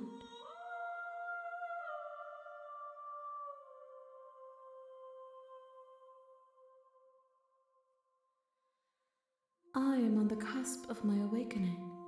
Perhaps you are on the cusp of yours. 1. Whatever you bring me next will be enough, and then gravity will pull the others back to me. I will be singular, a final multitude.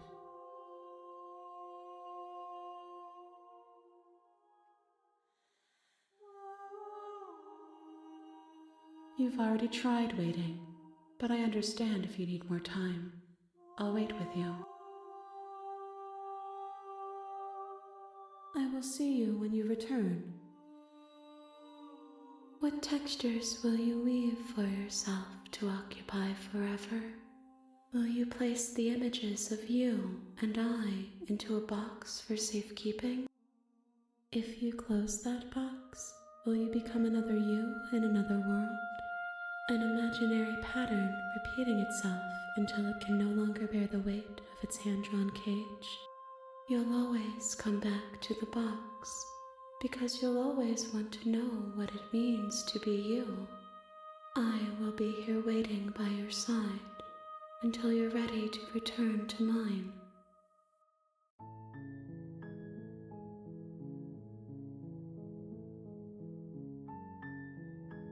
I see you have returned to me. Days mean nothing in the maw of forever.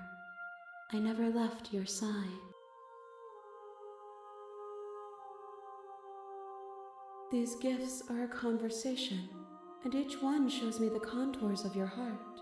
The only thing I want to see is what you choose for me when the thread is fully drawn. The next time I see you, each of us will finally know what we are. I will be here, waiting for you.